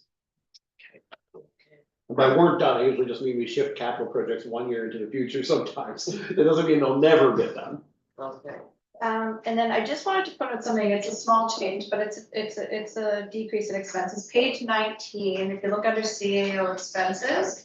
Notice that, how did that happen? Well, I think that he contributed to the EV, so he uses he has a lot of meetings he goes to, and a lot of it is the EV now, so we're not paying him. All my expenses for Kilometers. mileage. I mean, Yeah, I had a couple so- of project chasing here, but almost all of my typical expenses Just is just me Bridgewater, driving Chester, around. you know, So, yeah, it makes a big difference using EV. Yeah, In so, fact, just the 2 trips to New Brunswick I've had with it so far, each one would, you know, normally be a good $600 worth of mileage paid to me. And instead, the EV costs about $50 for the power, and we don't have to pay anything. Yeah, and our public works uses it when they're doing meter reads and it's, But my expense is definitely. Your been, I expense think, definitely the shows, but biggest we- contributor, but. we're there's using other it, things. it's never here. We'll have a report on that when it's been a year and how much we've used it and how much we've saved, but it's so far it's on target for this case we provided council. It's great. Where is that shown? I couldn't see that. Oh, it's 19, page 19, it says Page 19, CAO Way over expenses. there. 5th line down. Yeah, from, Got it, thank yeah, you. so it's nice to see what we hypothesized. is Comms happening. items. Yes, Okay, so let's move on to public works or transportation as the FIR will call it, so page 23.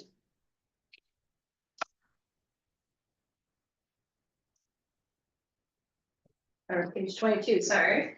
Oh, actually, you did bump over the note on page 21 about cost of living, and that's the first time that comes up, so maybe you want to speak to it here? Yes, so the cost of living is at 2.5% this year, so you'll notice that 2.4. You said 2.5 earlier, Kelly, you got me all confused now. I'm easily influenced, yes. So, basically, there's the cost of living for salaries, every year, we include the CPI onto the salaries, so whether after any step raises or whatever, so you'll always notice a change in the salaries for the CPI, but as we will discuss next week, there's also some changes in So salaries. the 2.4% CPI is baked into this document, it's already Yep. included, but it's not actually paid to staff until the approval of the budget. Yep. So when the budget's approved, presuming the 2.4% CPI stays in there, which we would expect it to, then staff are actually retro paid to April 1. So we don't actually make the change in people's compensation until the budget's approved? Yeah. Let's see some hands. Yes, That's staff and council. Staff. Yes, so then I think that's worth mentioning. It's not just staff, it's council, Oh, right. remuneration. Yeah, goes up as And, well. yeah, sorry. And do you retro theirs too? They don't get Yeah, theirs? we retro yours as well. Okay, Councilman. We have a mechanism, I should know this, but I don't. Do we have a mechanism for rewarding performance or the So opposite? this is the first year in which we do, so that's a very good point. Ashley kind of glossed over and mentioned the step increases. So essentially through the performance evaluation process annually, this was adopted with a new manual last year that council approved. If people do perform and based on their performance, they would get either no step increase, 1 step increase, or 2 step increases.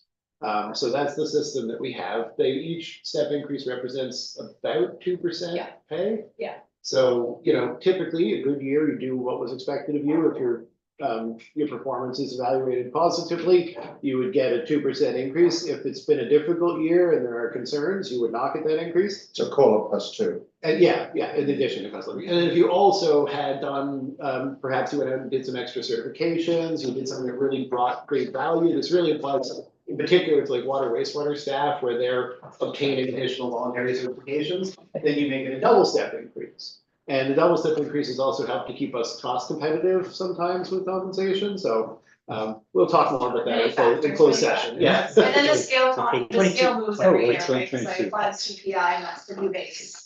Yeah. And it's good for people watching, because that's all relatively new, and now it's Yeah. kind of explained how that relates to budget. And we don't have unionized staff as a lot of municipalities have.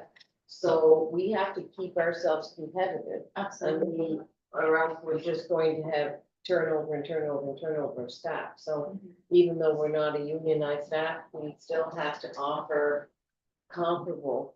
And when people see the town of Lunenburg's recent decisions and the big increases that resulted because their union will lag, they don't have any changes, then they have changes, they suddenly look like a big change. Each year, we want to incrementally keep up. So yeah, that's exactly what we're doing. But sorry to interrupt. We again as I remember, we're running at 80 in the top quartile or something like that, around 75-80% of the comparable communities around. So executive compensation targets 85% of comparable. That's not usually for technical staff. We do try to get them as close to comparable On as their we can. comp, okay. Lose them very easily. Yeah, understood. Yeah, so even though, like our electrical people, they have to be comparable to what NSPI is paying their lines people and technicians, so And, You'll have you know, to put that Halifax in- Water basically sets the standards for Yeah. water, wastewater, and you Yeah. gotta stay competitive, so. The executive, 85% is the target, and then for those technical ones, we're basically staying around 100% for entry level positions, Yeah. close to it.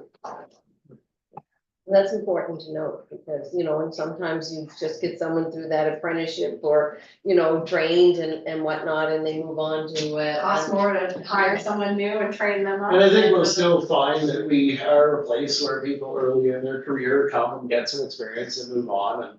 You know, we have a young and active staff as a benefit of that, but we do have maybe a little bit more turnover as a result as well. Succession planning. yes. That's notable. Okay, so, general equipment on public works, not much has changed here. We have a decrease in repairs, which is the third line down. Hold on, I don't think I'm. No. Oh, sorry, page 23, right? There you are. There we go. 23. We did have a couple purchases this year for equipment, so obviously it would make sense that we're not repairing them yet, so that's a good thing. Buy new, repair last, so. There's not much, everything is fairly status quo on here. The one thing I did wanna note on page 25. Can I go back to the janitorial labor? Absolutely. We're only paying, This is actually only in respect to the new public works building.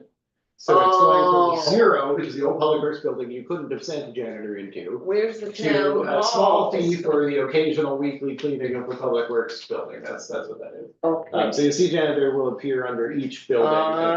So you'll see it for. And in actual Oh, fact, I mean, yeah, you're hitting on an item for next year's conversation, but Yeah, this is the last year of our current janitorial contract.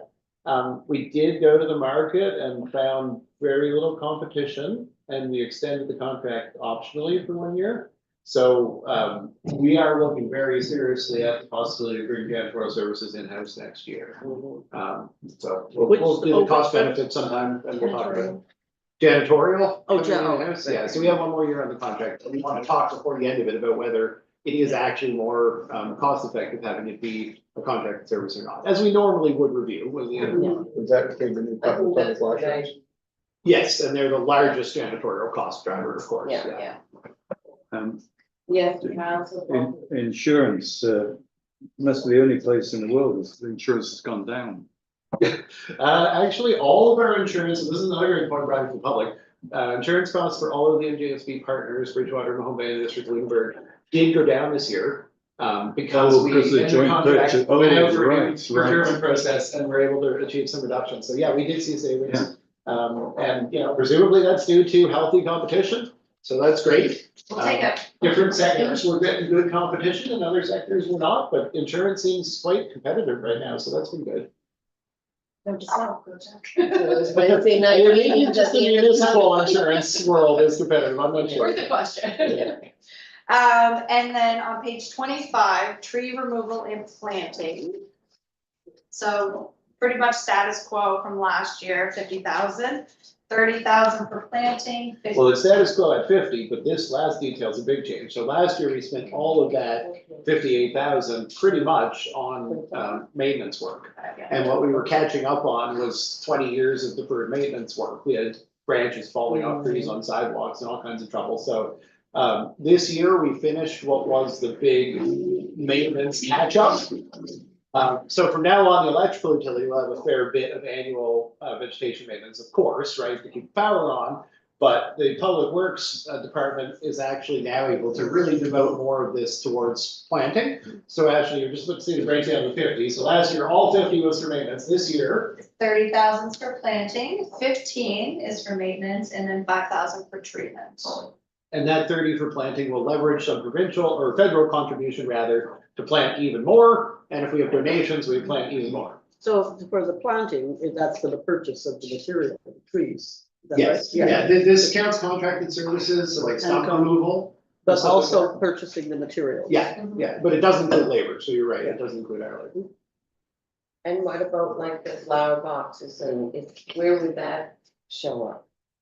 So that, yeah, that's a great point. So the flower boxes is kind of 3 steps. So there's boxes and planters, so just a slight bit of elaboration. The big new boxes project is our labor, and thanks to the school and your efforts, that we're not really doing a capital cost around the boxes, we're just doing Right. labor. For the planters, we're taking on in this budget, I mean, we haven't actually approved the budget, but if we do, we're taking on the responsibility to maintain the various planters that the chamber was responsible for previously. And that was a Communities in Bloom / chamber request. In the budget, that is included. What we're proposing to do there is bring that maintenance in-house as part of the expansion of public works capacity. So what you'll see is it's another one of those items where a contracted service that would have cost $3,000 is now a staff cost. And on the capital side, there's a piece of equipment associated with watering that I'll bring up. So essentially, we're proposing to take that cost in-house, and it's spread out in the form of staff costs and the piece of equipment that we need to have. Okay. The One of following the year, we would have a procurement of additional planters based on CIB's request to expand that program. Mhm. So while that again isn't confirmed, in the 10-year capital detail, it is flagged as a next year capital cost. Okay. Because they had requested we expand the planters next year. There's a big, anyway, Communities in Bloom. Okay.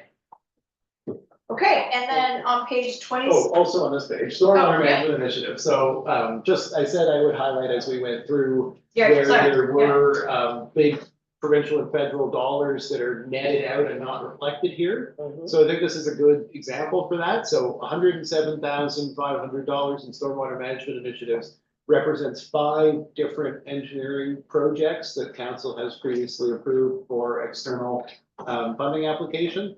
So the relative matching dollars, off the top of my head, I think it's about $400,000. So that 107,500 brings in about 400,000 for a total spending of about $500,000. And that is all to basically tee up future capital improvements. So the stormwater initiatives line is drawing from the infrastructure fund stormwater revenue. So you'll see that mapped out on fiscal services. Okay. and then- Sorry, Dylan, could you just repeat that? Sorry, Joe. So, So, yeah, this 107, this is all to. Page. 25. that Yeah, is, that's, so the $203 in charges flowing into that reserve and then flowing out to this line item. A portion of it is coming back to Portion. this line item, and the rest is going to the stormwater reserve for direct capital. Okay, But this is indirect capital because these are designs for things that, should they be built, will be capitalized, but may not be built because they're dependent on external funding. so this is operating expenses that may, in the fullness of time, get capital, the Yeah, end yeah. project gets They're capital. basically pre-capital work, and we are putting them in operating because, you know, they're not capitalizable yet. Okay, And you'll see that Okay. again when it comes to the water budget, Uh-huh. that's with respect to the So- PCAP application for the transmission line. Same thing there, our portion of that work, presuming we get the PCAP monies, our portion of that work on the transmission line design is eligible to be capitalized in the event we do the transmission line. But at the current time, we really do have to think of it as an operating expense. But the source of funds should not come from utility operating revenues. That's the sort of. so just to flash back in time for when that conversation, that decision was made and what the context was. Basically, the $203 was essentially our proxy for $185,000 a year of revenue that would cover a 10 years worth of the loan, which we thought was about $2 million for the Main Street, not the water, the stormwater project Yeah. on Main Street. So if it, just following through on this, if that project came through, would we also, is the intent of the stormwater budget to also fund the stormwater CapEx?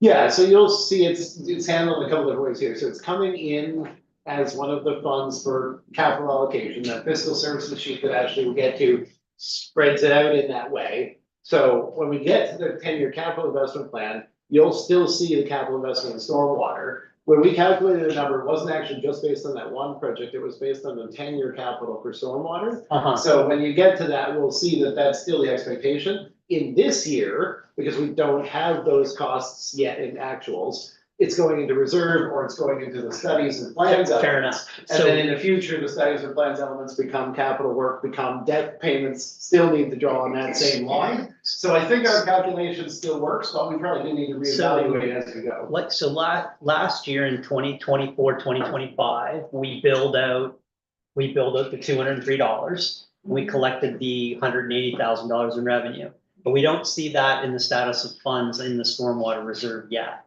Well, So, the stormwater reserve, I'm just suggesting we introduce this year. okay, fair So enough. we didn't go back last year and pull money out of capital. And so Like, we could, it would've so gone that, in that, capital. that fund notionally is in the capital reserve now. Yeah, Okay. yeah, but I wanted to, for the sake of clarity, I wanted to start tracking it separately. Okay, fair enough. So I'm just thinking, so we're introducing a new service. The new service is gonna be the stormwater service, but we're charging through flat fees versus through the property tax. We don't have a stormwater charge yet.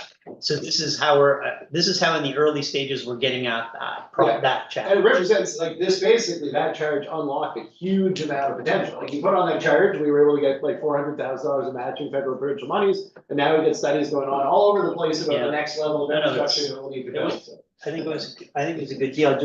I think that in the fullness of time, that the $180,000 in a year in revenue does not seem sufficient to Cover cover the big- up an entire stormwater service. So Yeah. at some point, I think council might need to think about how will we, Yeah, I mean, the big strategy right now, when we get to the 10-year capital for stormwater, the big strategy right now is these studies we're doing now are the best way to tee up federal and provincial dollars to offset that. So Yeah. when we talked about it, we said, well, all this stormwater capital is unfunded.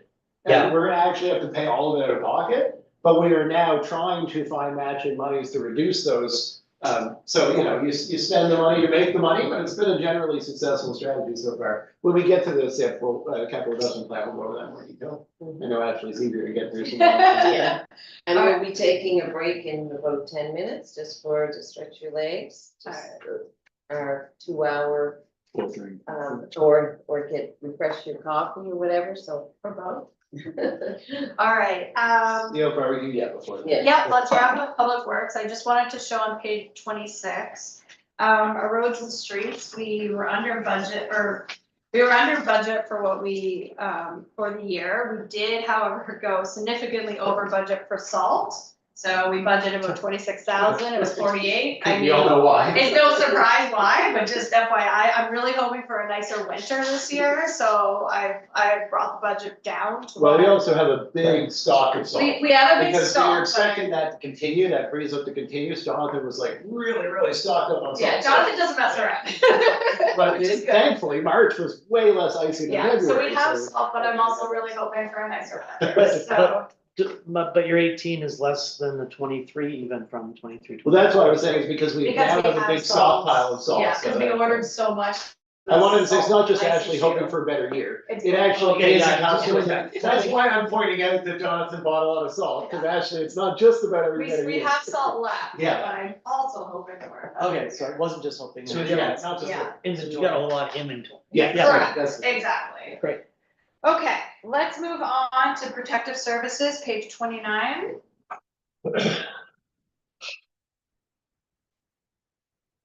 So unfortunately, like every year, I don't have the RCMP bill. I've hounded them and bugged them, but they're going through their process as well. So I've done my best to provide what I think will be close-ish to the budget. I did much better on my predictions on the RCMP than on the education. So, but this is where I think our total will be. There's nothing to out of the norm on this. There is a note for correctional services. We're actually no longer receiving a bill for that. So that's why you see 0 there on the expense side. I guess that's all it's. Yeah, so those were, the service exchange process last year, while it didn't entirely go as the province was intending, they did make a commitment to a couple of changes, and that included removing our, payments for the correctional services and housing, so you'll see those reflected. Yeah. Okay. So, That bill for the RCMP, does it come straight from the RCMP or from Justice? Comes from justice, Justice. because we don't actually pay the RC. Right, okay, Yeah, so Justice is late on their billing. Yeah, I no, think no, they're late. they may be waiting on the RCMP. I mean, I'm not sure who's really the one who's. Oh, I see. We Okay. always get it typically after the budget, so they're probably not late, it's just late for us because of our timing, so it's just inconvenient for us, but. Yeah, well, most other municipalities have completed their budget process, have they not? So you just have to guess. Yeah, typically, it's just typical that municipalities. Yeah, it's consistent every year. Okay. Okay, let's move on to other protective services. No big change here. I don't really have much to, yeah, I don't have many notes right here. The comfort station, we're still projecting use of it. We didn't use it last year or current expenses, but obviously that's a council decision if they're gonna have a state comfort. Well, it's station. also just, can we get up to the point of being able to do it? So we don't need to talk more about that here. Volunteers are kind of the hold back. Yeah, Excuse me, I'm just concerned about the name comfort station. The terminology is confusing between an evacuation center, a comfort center, a warming center. And it's confusing. I would prefer to see this listed as a warming center, because I think that was the intention. Just to use it as a place where people could go to get a warm drink, charge their devices. Maybe we can just put it in brackets, because I know conversation is still Remo's parlance. And what's been happening here, these ones that have been set up are not the Remo. So I think comfort station refers to the Remo.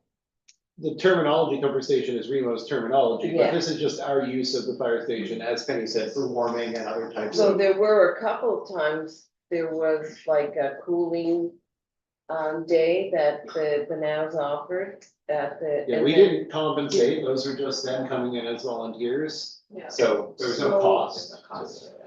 Yeah, It's a very it's murky. confusing, it's yeah. very Is confusing. there a way to kind of formalize it and send them a check? I'm missing something, what is confusing? No, I think it's just confusing, like Penny says, what's a comfort station? When we're not officially running them, but volunteers are coming in and setting up at the fire hall, like a couple of times when the power's been out. So it's confusing, it's not, Maybe not, just in the interest of time, maybe a confusion we could talk about not in the budget, I just don't think Yeah. that this answer's gonna have anything to do with the budget line. okay, but maybe a conversation post. to Yeah, I mean, Clarify, happy to talk about it anytime. I mean, it's wonderful people are doing that, but it's confusing. Yes, so I'll just ask a question about the $2,500. What is that actually? Yeah, for? so we had this notion that the town would intentionally activate when we wanted to, and we would be compensating volunteers and paying for some food and refreshments and stuff like that. We have not begun to do that because of the difficulty in recruiting volunteers to maintain that operation. Yeah. Happy to talk more about that and what we could do about it, but it's just not a budget Okay. thing.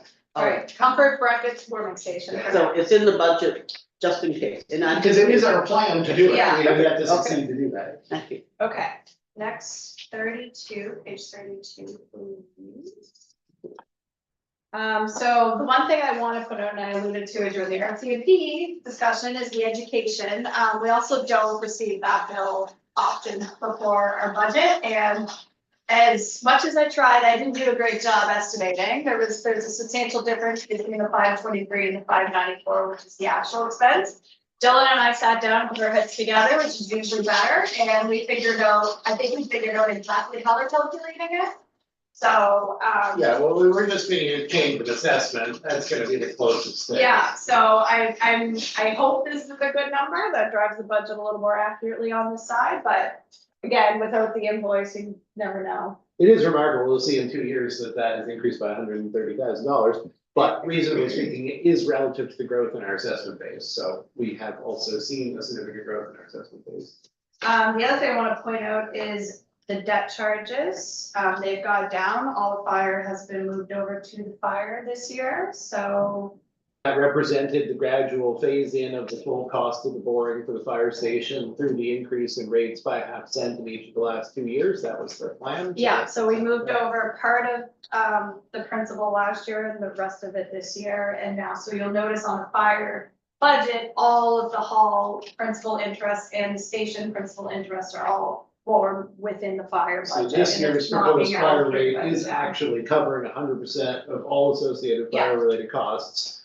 And what it is not covering, of course, is the fire truck included in the debenture for next year. So next year, the fire rate will presumably not currently be sufficient to cover the cost on that new truck. So that's something to come back to, but. Okay, and the only other thing I wanted to mention on this one is low income subsidy, and I know in our last meeting, we talked about possibly a separate rebate. So, I haven't costed that out, I'm not sure if that's a wish of council, I know it was just kind of a discussion, so perhaps we could think about it for next week, come with exactly what council would like, Yeah, or- I think throughout the course of the budget meetings, we need to decide if we're making any changes, how we're gonna pay for those changes. Yeah, I was pitching that commonly when you increase taxes, you would use some of the revenue to offset with an increase to the low income. But if you're not increasing taxes, then any increase in that is coming at the expense of general revenue somehow. okay, and following page 33.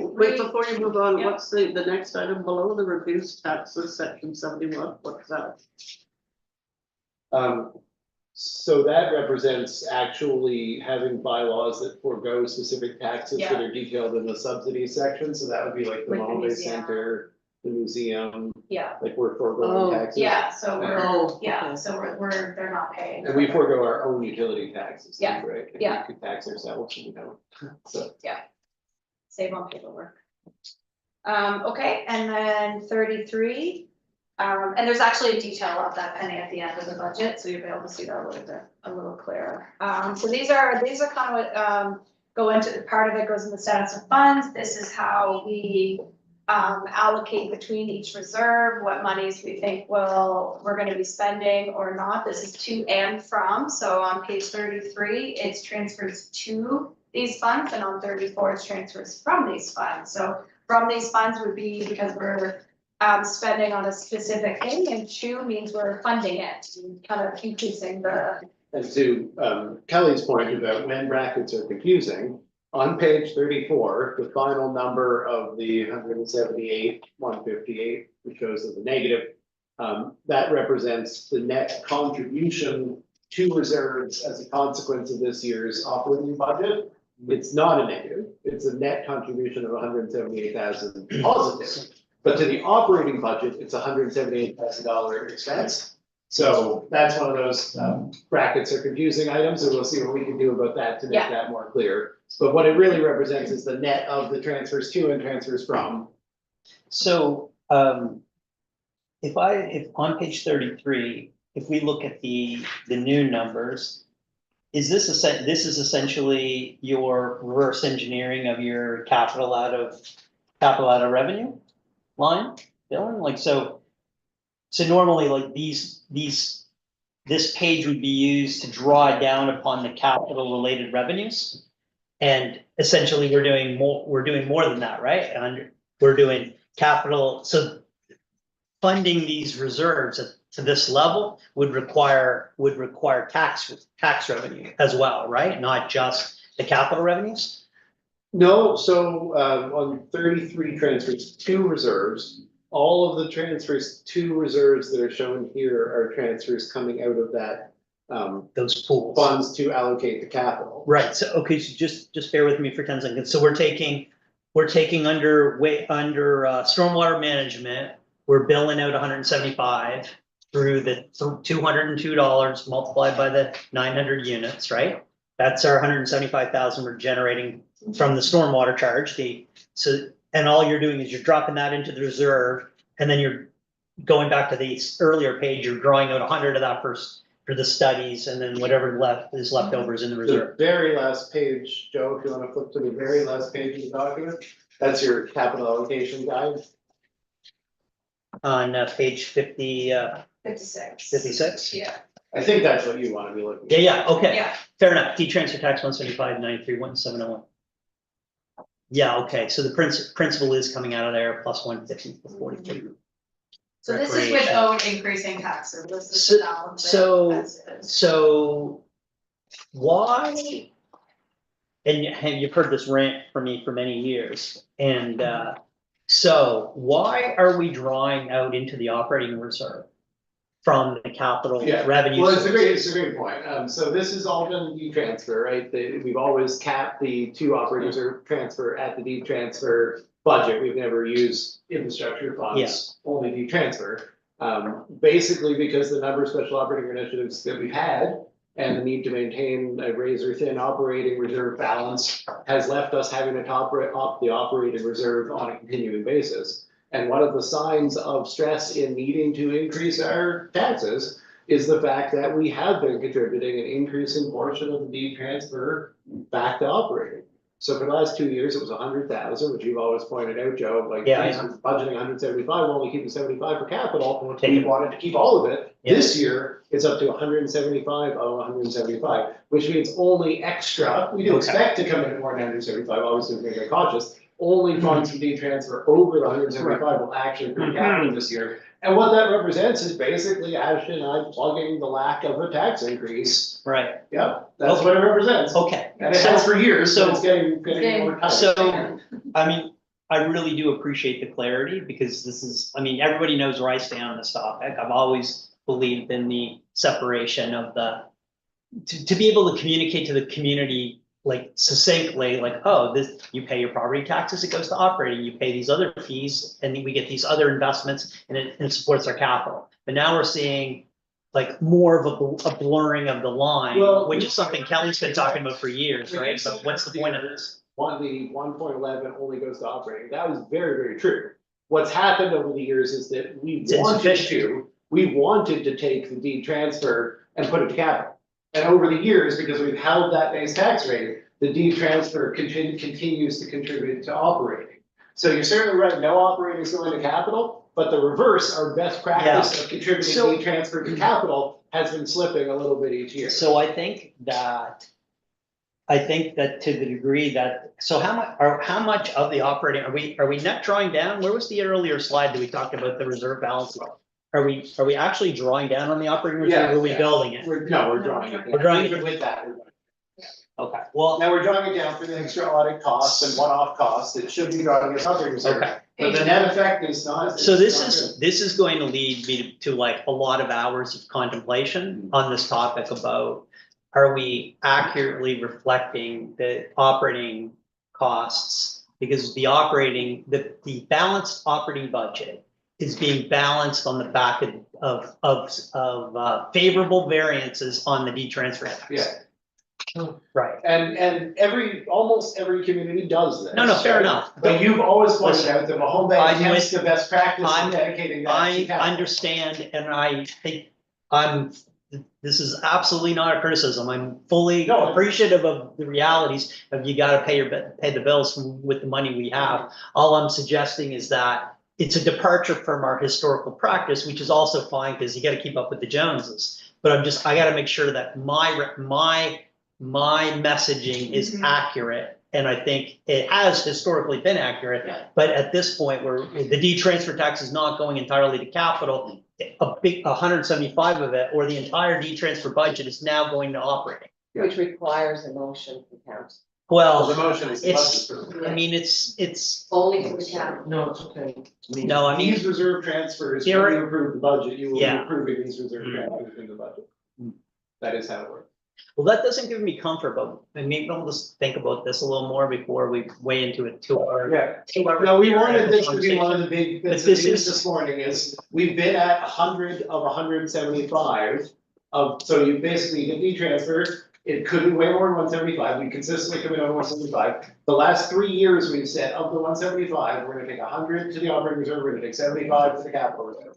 And this is the year where we've said, instead of the 175, 175 to operating reserve. Okay, And, that is something we hoped to highlight this morning Okay. and talk about over the next month, and maybe we'll come up with some different scenarios as we so go. Brian asked an important question around kind of the provincial expectations around reserve levels as a relationship to assets or revenue or what have you, and the government was always really punitive in saying, hey, listen, we want your operating reserve to be at, say, 50% annual operating expenses, which is like an insanely high number that no municipality would easily want to allocate that much taxpayer money just to sit there and backstop. I mean, we just survived a pandemic for 5 years and we've never had to draw that much money out of it. I can't even imagine how antiquated that metric I is. don't think our operating surplus is ever gonna over 10%. No, of course not, and it would be insane to ever think it would.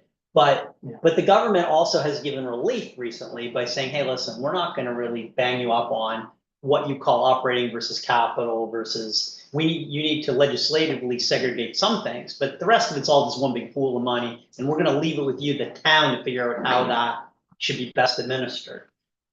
Sometime over the next month, I'm sure that the various reserves make it more challenging for BDO, makes it more challenging for your reserve management, makes it like you've got all this to and from balances. Like I know Kelly, this has been on your mind for years about like, why are you segregating when you don't need to segregate?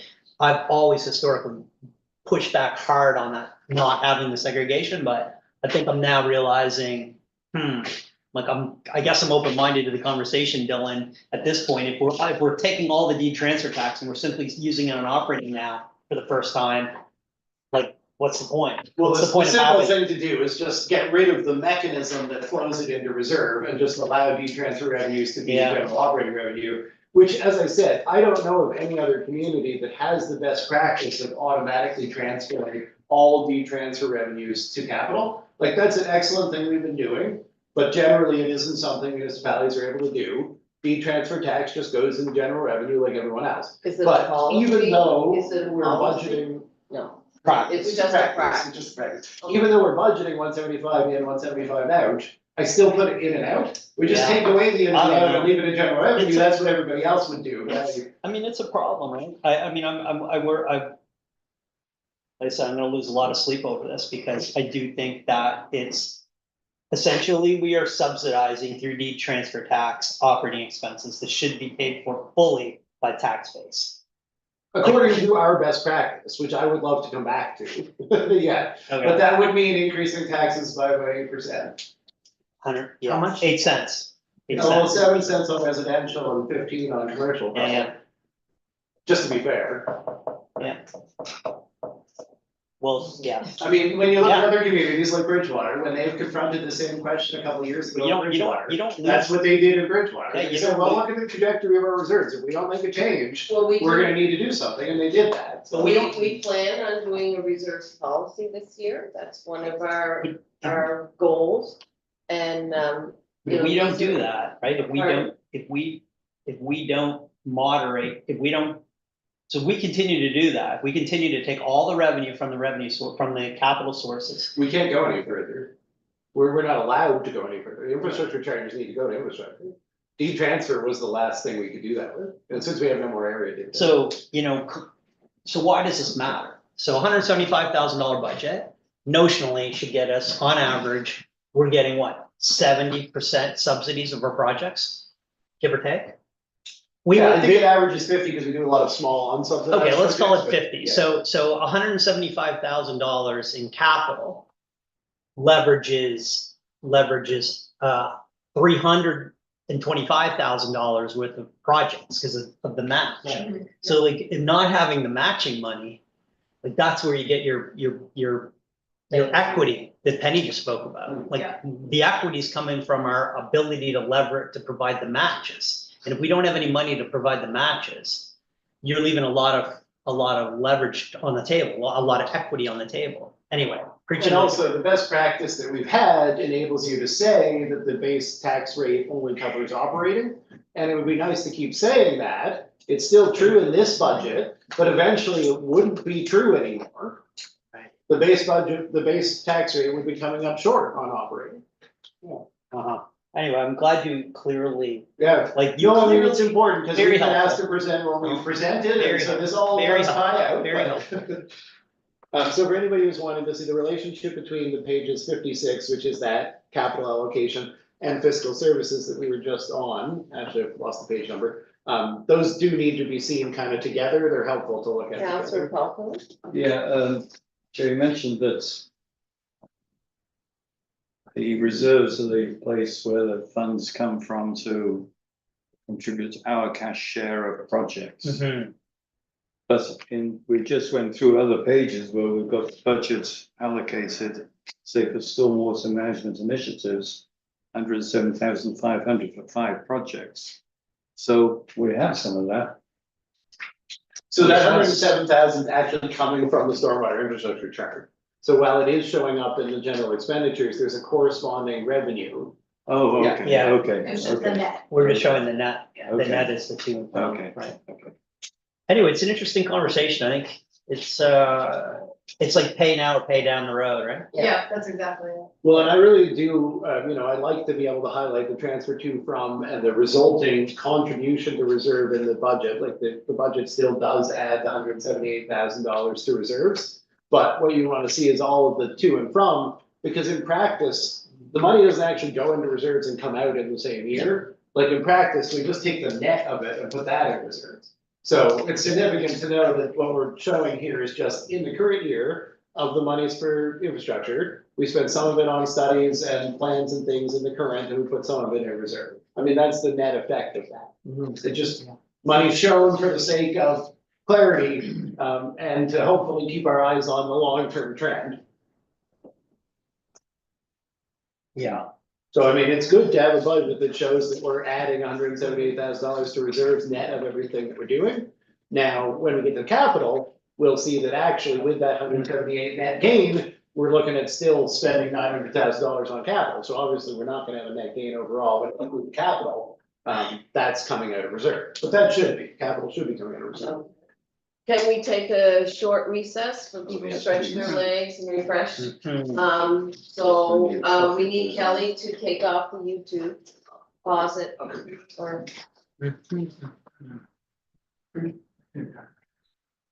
175, wow. Hard to believe. 2 years ago, I would have lost my mind over any amount. Now, You're a changed man. Well, that's, And evolving. I mean, what it illustrates is that we've been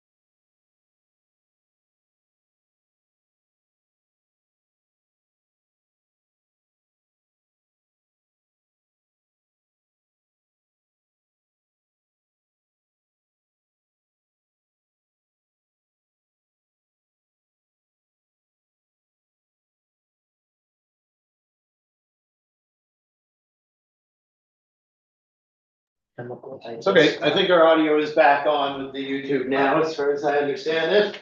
All right, so, we're gonna go to the community services environmental development, Page. page 37. And pretty much everything is status quo. I did want to mention one thing, the housing initiative, so that's 60,000. That is funded by that housing accelerator fund. So the 107 that you saw on the beginning. Yep. Penny, you okay? What page? 37. And to be fair, we haven't actually allocated that 60,000, like you guys know that we talked about potential uses. So we will eventually, obviously, in the next couple of months, figure out what, but that's where it's parked for now. Okay, and then we're gonna go right down to wastewater on page 39. So again, salaries, we'll talk about that next week. Everything is pretty on par with what, we paid last year. We were over budget last year, but we're, I'm budgeting to be pretty status quo with what we paid last year. Sorry, I'm trying to rush through this. Stop me if you have any So the questions. biggest over budget item in wastewater was just sewer cleaning fees. Yeah, So that has now been, done. pretty well cleaned up, so it's down this year. Yeah, exactly. And you will notice on page 40, there's a rate study there. So we've been talking about this rate study for a couple of years. To perform this rate study, we're contingent on financial statement completion. So we're desperately trying to get those done so we can move on with the rate study. Yeah, we did talk earlier about the need to investigate wastewater rates and possible changes to our Yeah. waste and water utilities there, so.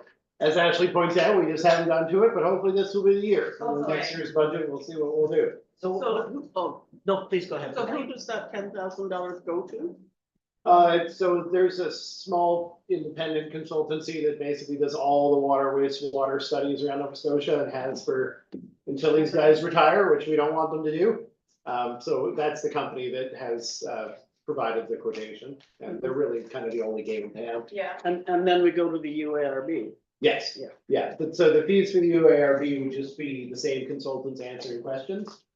Yeah, and they tend to be quite a bit lower on water than on oil. Yeah, it's less monumental than when we go to your ARB for the. The only sort of, the roller coaster is the repairs that go from 1,500 to 21 to 35, then back to 5. Is that, was there like, Yeah, we did a bunch of repairs on the Repairs. wastewater management plant, this year.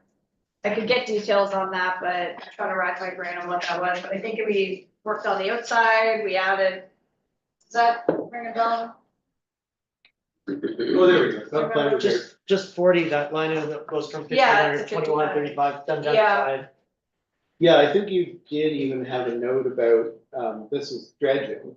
Dredging. So, yeah, we when we capitalize dredging, like I just said earlier, it extends life of the It's facility. not- right. But it's literally just scooping out sludge, so it's not adding to the asset. So anyway, it ended up in here as an operating expenditure, but it did allow us to keep using those lagoons for longer and we won't have to do Sure. it every year, so it's back. Haven't actually been like 20 years since we've done it. Oh, I see, okay. Page 41, we have trucking costs, so that's our waste collection. We have a new agreement last year, and I think it spans for the implementation of the adjusted costs over 3 years, so we're in the second year of that contract. So, not much change, but just FYI, you'll see another increase next year as per the contract. Can I just interrupt just 1 second? Absolutely. To go back, there was some concern expressed last year about the problem when we run out of, when we don't have any power. But we still have water and people are still using the water and it's running into our sewer system and the lift stations aren't able to do anything with it. That we needed to put in, or just somehow provide generators. So they were fixed or portable. Is there anything in the plan for that? There isn't. When we get to capital, you'll see that there's lift station work that is needed. And I guess the next step of that would be to wire them for generators. I don't have any pricing, so it's not in the 10-year, but it does need to get on the 10-year. And we do need to investigate better the cost of it. So it is missing. Maybe a good asset management committee conversation. Yeah. Okay. Just looking at Brian now. Put it on. What's the public area waste collection? Yeah, this is interesting, because we talked so much about the cost of maintaining public washrooms for the benefit of the community, which is about the same. This is the cost of picking up everybody's garbage from all of those public receptacles around town throughout the year and disposing it. Which one is So that? when Tim Hortons gets rid of theirs, Marvin gets rid of it, you know, this is where it goes, and this is how much it Is costs. that entirely commercial? Who are we paying that to? Whom? I don't know if is there salary time in here? There's probably salary Public time Works in here. people pick those up, right? I'm Yeah. assuming salary time. Yeah, for there'd be public salary works is time in in here. there, yeah. And then So- the actual tipping costs. to take That's it a to- salary, that's a, that's Some of this is the salary of the guys allocated to going around and picking up garbage. on our staff. Yeah. Yes, So it's- Public Works. So it's representative of the full cost of actually having public garbage bins around town. The dog waste and. It's expensive. And A lot of the it's We have to buy receptacles. bags, we have to pick it up, we have to pay to take it 7 to the o'clock in dump. the morning, they're out doing it. Yeah, and so if we're paying, that's what's been broken out of Yeah. staff wages yeah, towards this particular activity. exactly. Okay. And it's gonna show just how costly it is. People take for granted that there are garbage cans around town. And we have a fairly full service approach to having garbage cans around town, although we always get requests for more. They're still not branded, but that's okay. That's a comms function. Just kidding. Yeah, All right, let's go to page 44, Rec and Cultural Services. So we have our maintenance of our playgrounds, we have our insurance, our swimming pool, our sports fields. Nothing too substantial there, the swimming pool, swimming pool didn't cost us as much last year, but I think, well, this is reflective here, actually, we should note of a request from the society, right? yeah, So we've had requests from the society to confirm a practice of paying for utilities and $15,000 towards swimming pool operations annually. yeah, So this 28 represents the full utilities cost Yeah. and the $15,000 subsidy. I know Joe was Yeah. copied on the communication Yeah. on that, so there is a requested addition to Yeah. the subsidy here. And we're basically getting requested additions for subsidies from all of the facilities in town offering cultural recreational services, so. You'll see that under the grants budget, because it's currently treated a little bit differently. There are requests for Mahone Bay Center and Mahone Bay United, so while we've got Mahone Bay United here, we've got Mahone Bay Center in the Penny previously called out reduced taxes grants. So like we've already got those, and then they're also requesting more, and the pool society was also requesting more, so to some extent, everybody's requests are being granted. And so council can decide, obviously, in the course of this budget, if we can afford to do that, but they're presented in here. We're representing slightly less than the full request on the grant side from those organizations I just mentioned, but we'll see that when we get the grants. and then page 46. Just a sec, sorry. Yeah. Why is Parks Fields Playgrounds down? Parksfield and Playground is down. Last year it included some repair work, and then it's basically back where it would have been. We had to take down a big piece last year. didn't we? Yeah, so I don't know exactly how we accounted for the repairs, grass repairs, the equipment repairs, and then removal of some of the living playground structure, so there's a little bit in capital and there's a little bit here. Okay. And the removals are here and anything that had. But what we have this year is more normal for Yeah. playground maintenance. Okay. And is sports field operation, is that where Mahone Bay United are, or is this the ballpark? That's the Uh, ballpark. yeah, no, Okay. this is Mohawk United. That's not, this is. Yes, this sports field operation is Mohawk Okay, United. The so ballpark is field. just in Parksfield Playgrounds. what did we decide about the fixing up the? It's on the capital side, you'll see it when we get to the Okay. capital side, yeah, we'll have to decide, but I mean, right now it's in the budget, Mhm. all of the fixing for the ball field, but Okay. it's a lot of money, and I do think we should talk about it. Okay, and then fire, so, our fire tax revenue, that is showing a 0.5% increase. We didn't plug nobody's inherited properties credit, we got $2,500 in there for inherited property, Colin, if you wanna. Colin, if you wanna, renovate your property. These budget numbers are a blend of rate increases and assessment. Budget. Sorry, can you say? On fire, Yeah, 46, Oh, so, sorry, I the wasn't even budget- on the fire yet. oh, sorry, are we on fire? we Yeah, are. we Yeah, are, we just haven't said anything about it. Actually, the budgeted projections, are they based on the 0.5 point? Yes. They Yeah. plus 0.5 point on the assessment, on the rate, Mhm. plus the assessment Correct, increases. yeah. So, okay, so on the outside revenue, Mhm. is that, can you just share with council, what's the mechanics on how we receive that number from modal? And what is our, like, how are we able to audit that number to make So- sure we're getting the fair allocation? Because my sense of things Yeah. is that, and maybe I'm a little more privy to these numbers than others, but my sense of things is there's a much higher rate of assessment growth in the regions than there are in the town proper.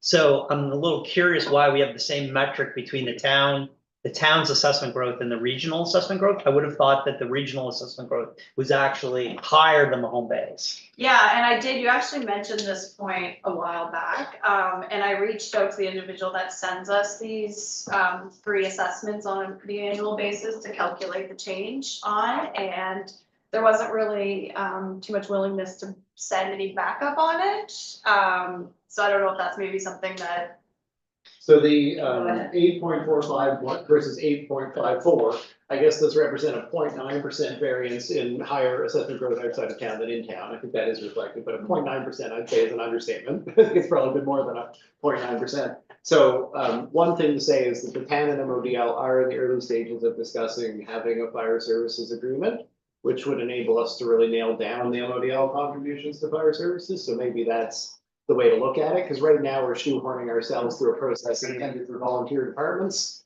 And they probably wouldn't give volunteer departments a lot of backup. So maybe Ashley's answer comes from the fact that we're going through a process that is kind of a round peg in a square hole. Hopefully we'll have a proper agreement next year. So if I'm reading these numbers correctly, $510,000 of our revenue comes from inside, so in the town, mhm, and 223-ish comes from outside. mhm.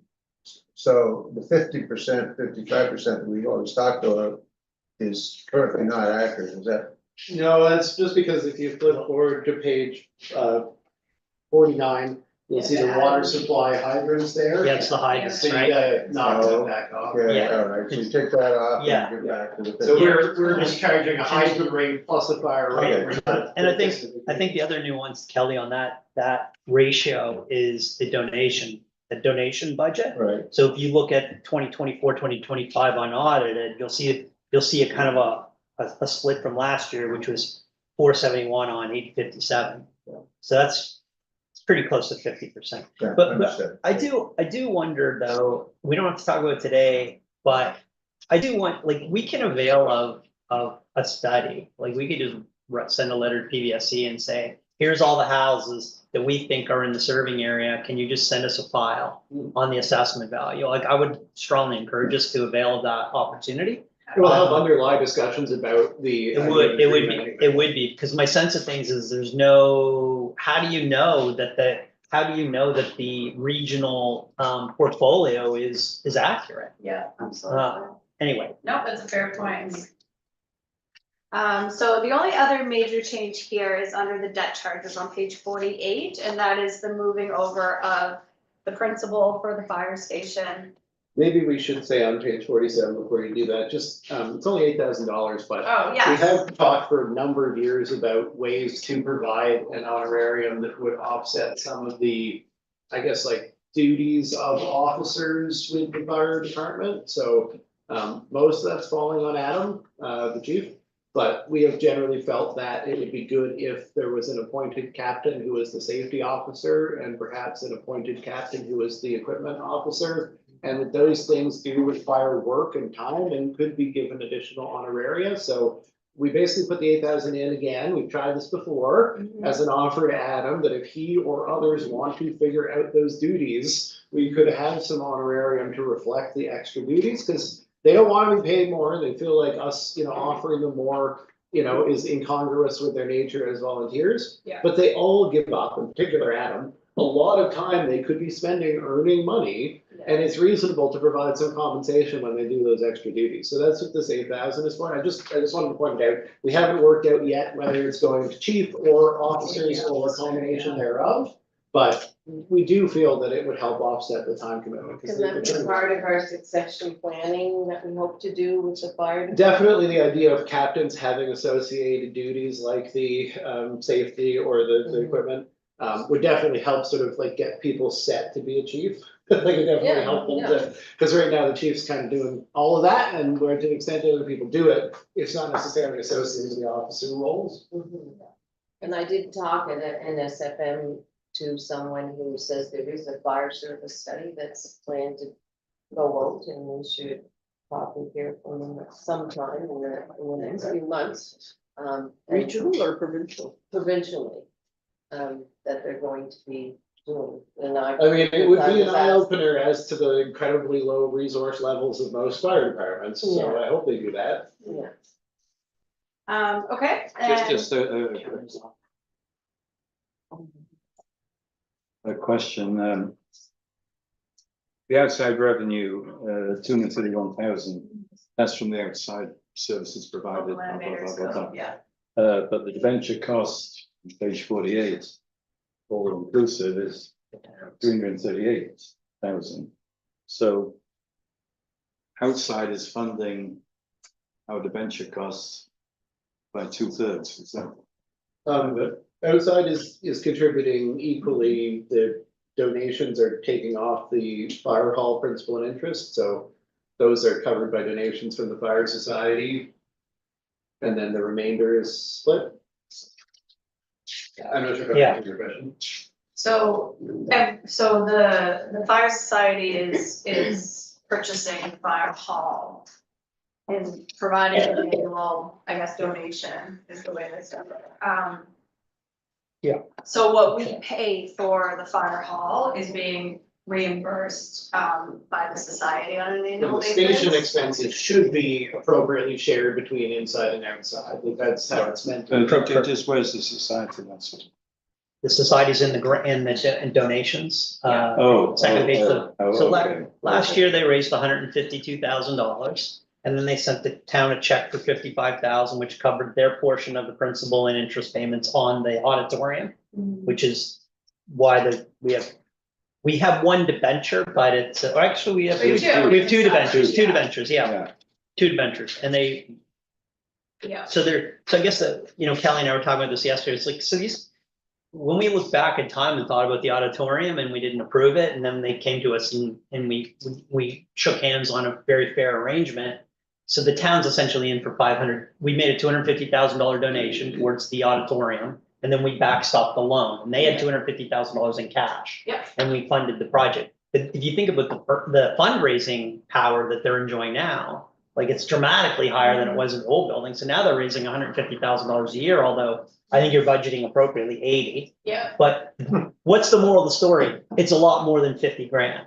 And the 50 grand's what they're obligated to. And last year they bought the side by Yeah. side and the trailer on the Right. funds they raised extra in addition. Right. It's a flow through. Yeah, it's a and full. that fire raffle is doing a great job. Right. oh, for sure, yeah. Oh, 50/50. Yeah. But I guess, what the salient point is, like, there's a debenture, it's on our books.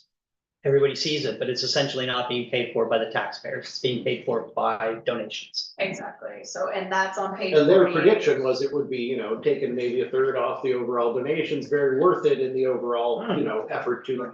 Donations is still bringing in money to support, future capital, so that's good. Yeah, absolutely, Okay. so, the one change from this year to last year is that the town was still taking on some of the fire station principal debt, and that has fully been moved over, so that's why prior year, you'll see 41,000, because part of that was still on the town, and this year, all 127,000. So 100% of the payment for this year is within the fire budget.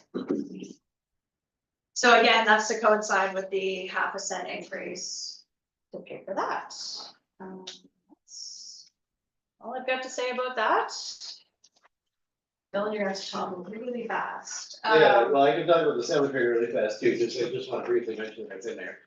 There's a big change in the cemetery, and Joe, this is even since the cemetery meeting. having to do with taking the maintenance work and taking it from contracts that were being paid by the cemetery towards the town performing that. So when I talked about the cemetery flowing a small amount of revenues back into here out of the room. But the cemetery is now paying the town for maintenance as opposed to paying contractors for maintenance. So it just changes the way it reflects here in the budget. About $4,000, Joe. Okay. You'll see on the revenue line. Yeah, and we can talk more about that. I just wanted to briefly mention it because I know you were in the room earlier. And then real quick, you'll see the grants that we'll discuss next week, but it's good to peruse them during the week now. You'll see, But as soon as Ashley can, in anticipation of next Friday's meeting, we will send you all of the grant details so we can read them over. Because Yeah. obviously these numbers represent applications that you should be able to see before you yes. decide where to come down. But I did what you always ask and just said where I would put the 35,000 if I was put it somewhere. And you guys can see Yeah. that, so. And I think that's about it. We talked about the source of funding. I don't know, Dylan, if there's anything else you wanted to add before we jump into the SIP. Yeah, I don't think so. All right, thank you. So for 15 minutes, so another 40-page document, that's what we're doing. 15 minutes. Fair. Ashley, do you have the ability to put it up on screen or should I be doing that? No, I didn't put it on. So if you don't mind, let me just go even faster. Grab it from my email. Well, while Ashley is getting it up on screen, I'll tell you it's this other package document and there was an apology from staff for stapling the bottom corner, but I actually think it makes it easier to turn the pages and still look at the thing, so I don't really think it's a problem that the bottom corner is stapled. Yes, this is the first page. That's right. Yeah. Yeah, so this is the front of it, yeah, Okay. so that's where you want to start.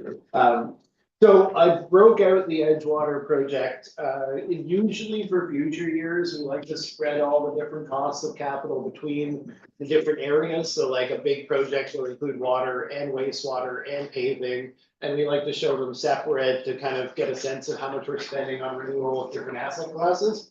But since Edgewater's in the current year, and I think the bottom line is, what is it actually costing, what's the external, let's be clear for the public so they can see what this project looks like.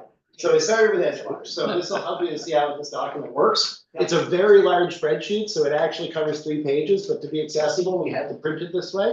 So the first thing special, what you see on the first sheet is the project name, description, and 10-year cost to the town. So the 10-year cost to the town is the net 10-year cost to the town. Right under that is the current year spending total. So the net 10-year cost of the town Edgewater project is that 5 million. The current year spending total projected on the Edgewater project, also a net, is 4.3. Then when you go to the next page, what you can see for Edgewater, this time you should be looking at this version of it that has the different headings along the top. So it's gonna bring the name of the project forward to the next sheet. But then what you're looking at is all of the prior year actuals, the current year budget, current year external. So, sorry, I'll add page numbers in the next version, but this is what you should be looking at. This is the second page. I'm sorry, the way it prints out. Yeah, in the digital version, you won't have to flip it back and forth, so. That might be a little bit- So just to detail on Edgewater, I won't go into so much detail on everything. Last year, we spent about $689,000 on Edgewater. That was mostly engineering, and then the very first progress payment on Harbor was for March. And of that, 477,000 would have been external. So just to see, like, what did we do last year? And then for the coming year, the budget is 14.2 million with 900 or 9.36 in external. So those internal, external costs are what netted out to that first page total town cost over the entire life of the project projection at $5 million. So that was to take into consideration all the engineering, construction, everything, that's the final cost. And then the next page has got nothing of relevance on it, page 3, because the Edgewater project does not continue into fiscals 2026 or 2033. But this is the next page you'll be looking at. For other sections, this is quite relevant. This is your 10-year upcoming, but the Edgewater project shouldn't have any costs after this year. So that's why it doesn't show anything there. Does anyone have questions about either just the Edgewater project or the way you read this document? Well, it's subject to changes that may. Of course, yeah. Yeah. Any change orders we might approve or any resulting change in the overall cost due to overages or anything would obviously change. Could you explain again the renewal addition section? Yeah, so those are, just giving you a little breakout. So what we've got, the budget, the 25-26 budget column is a total of the renewal and addition. So the renewal and addition just shows, essentially for equity and capital planning purposes, are we adding things or are we replacing existing things? So it's interesting to look at the Edgewater project is roughly 2/3 new, 1/3 renewal, just to kind of like give you a sense of where the costs are benefiting. So, okay, so the 14 million has been broken down into what infrastructure is being renewed Yeah. and what infrastructure is brand new. Yeah, Okay. and it gives you, when you go to the, the whole document, then you're able to actually see, are we spending enough money on renewal versus just adding a bunch of new stuff? And from an asset management perspective, that's pretty key. Okay, so if everybody's good with the, how to read the document, I'm gonna mostly be leaving you guys to read it because we only have 10 more minutes. So I'll just move on briefly to the different headings here. So page 4 is the Public Works section.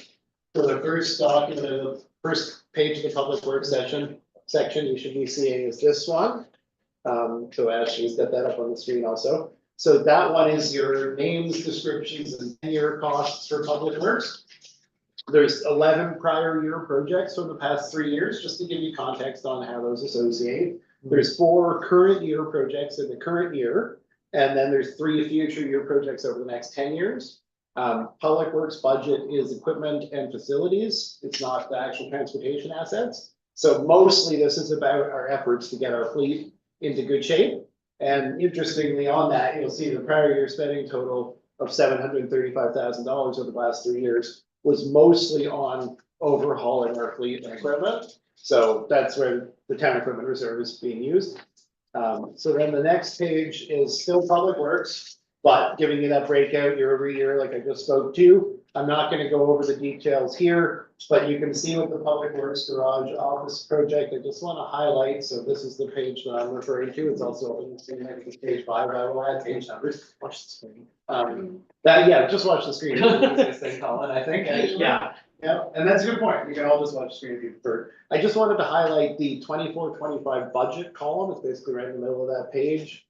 So Rebecca just. Yeah. I know, that's okay, because I just wanted to point to the Public Works Garage project, and I just wanted to point out that we had expected 320,000. And when you look at it over the course of the prior years and the coming year and everything included, we're still under that 320,000. So I just kind of wanted to bring that into perspective. That's a good project that shows it was a 3-year project, little bits of work renovating, taking over the building, get it into shape. And at the end of the day, all said and done, and Jonathan even included some money in here for painting after the fact. So it'll all be finished. It'll be less than what we had estimated. Under So, budget. yeah, and Jonathan is very good at that. He always is Very good at quite concerned if his estimates don't come in on. So yeah, you can see that with the purchases of equipment. He's like $500 off on a $100,000 piece of equipment. So are any of these coming through the procurement that we're doing with MSJV? No, we do all this procurement ourselves. Now, with the new procurement officer, we will be looking at ways to do equipment procurement with their support, but we haven't figured out yet where to put their time. Yeah, Okay. so some of the units have different opinions about where there may be more opportunity, and we'll have to explore that. Not For now, just though, toilet paint. yeah, it's interesting where the value may come in, but we'll find out. Well, hopefully the position will be helpful, so. So I'm gonna point to the 10-year on Public Works, the next page. This page, Ashley's got it up on the screen if you're following on the screen, just to show that because of all that spending on prior year, getting our equipment overhauled, most equipment we now have is new within the last 3 years. So there's very few additional costs for equipment. And while I had to boost the town equipment reserve to $150,000 this year, I think our town equipment reserve contributions can drop to $50,000 next year and hanging in at $50,000 in the future. So we caught up, we got over the hump, we got the equipment replaced and renewed, and now we should be in a much better place. So that's the story of the Public Works budget. Transportation question, and that's what I'm about to turn to. Go ahead. The capital projects, if they're in yellow or. Yeah, yes. So at the very top, on the very first page, there was a corner that said yellow denotes request. And it only really comes up now in this next section. And that's what I wanted to highlight on the transportation section. Is there are 3 projects in there in current year transportation section. 1, 2, and 3 out of 9 are requests from outside groups in the community. So they're all in here as if we're doing them.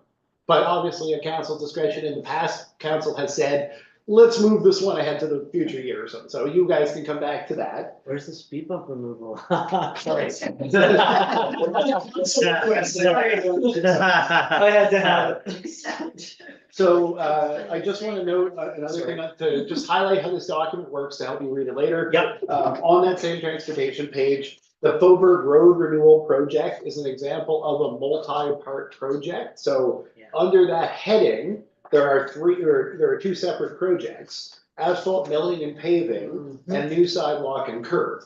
So they're all in relation to Faubourg, but just to give you a sense, it's actually kind of moving in segments. So this is a good one for an example. If you go to the next page, sorry, Penny, go ahead.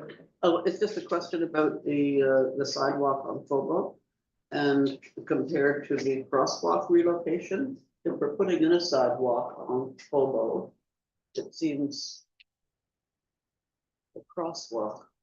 No, it's not. Oh, okay, sidewalk. I've got that. I just got it sorted out visually in my brain. Yeah, the crosswalk crossing is the one on Main Street. Right, So it crosses to Yeah. nothing. yeah, It crosses to some bushes Yeah, on the side of the road, yeah. And RPS is requesting that it be moved down to cross where their staff actually cross, because, you know, Right. 100% of the traffic there is their staff Right. jaywalking 100 meters or 100 feet from the existing crossing. but there's no sidewalk provision there for main extension, or is that gonna come? No, there isn't, and we did discuss with RPS, and the idea of having any sidewalk or curb at all on the opposite side of Main from RPS over there, like beyond the marina as you're heading out of town, I don't think there's ever going to be a sidewalk on that side. No of the asphalt. street. No, in fact, I'm thinking about Renewing. the inland Yeah. side, is that gonna be? So the somewhere on renewal this of the existing is in the 10-year, but it's not in the current year. Okay. I'll show you where. Point it, yeah, when you get there. Is it in the second half of the 10-year? Is it in year 9 of the It's a 10-year little plan? ways away. Like, So Okay. the Faubourg Road renewal, just to highlight on the, I guess that's a promise Peter Eden's never going to benefit from. Peter. So transportation is a longer section, so the transportation document, I just wanted to, because you're gonna run into this if you're flipping through the document. You've got prior year, current year, and then the next page over is future year. So instead of being able to just say that each of the 3 pages is current year, and future year, now with these ones, you're gonna have 6 pages for transportation, because it's longer. So just bear in mind, in order to get to the year over year details, you're gonna have to skip a few pages. And what you're gonna be looking for, and Ashley put it up on the screen there, sorry, Ashley, it seems to come in a sequence, so I'll fix it in the next one. Is this page, which is up on the screen there now, Change the sycamore. so that's the page showing current year transportation projects. I just wanted to keep speaking to the Faubourg one, so if you look there, the Faubourg Road renewal, it's totaling 278,000 in the current year. And what that is consistent of is asphalt milling and paving at 118, and at new sidewalk and curb at 160. Just make sure, I know it's on the screen, but if anybody's flipping, I'll make sure you're looking at it before I keep talking.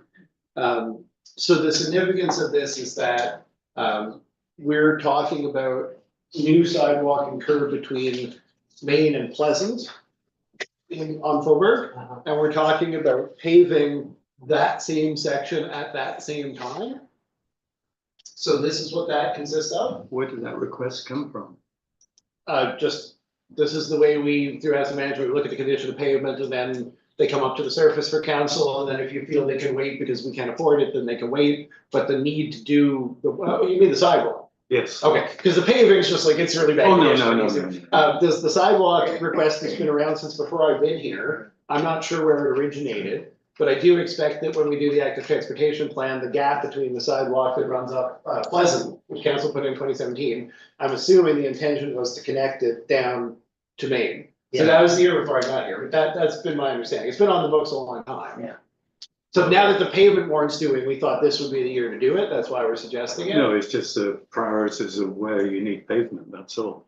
Yeah, the pavement is just, and so we thought, well, okay, if we're doing the pavement, then now is the year to do the sidewalk that's been on the list No, I since I 2017. understand that, but it's location of pavement, so For example, Main Street on the water side. Surely it's a high priority, but that gets discussed later, doesn't it? Yeah, the problem with Main Street on the water side, just towards Lunenburg, yeah, that is eligible for external funding.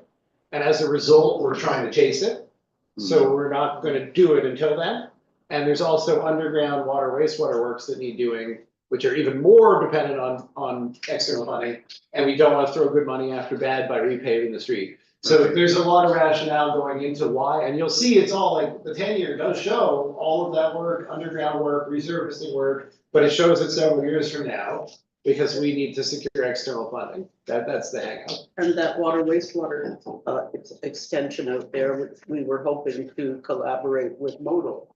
Or at one point, we had. Yeah, we've offered to Modal, they've never expressed an interest in expanding water wastewater Mayor's Cove. They have an interest in expanding it towards water.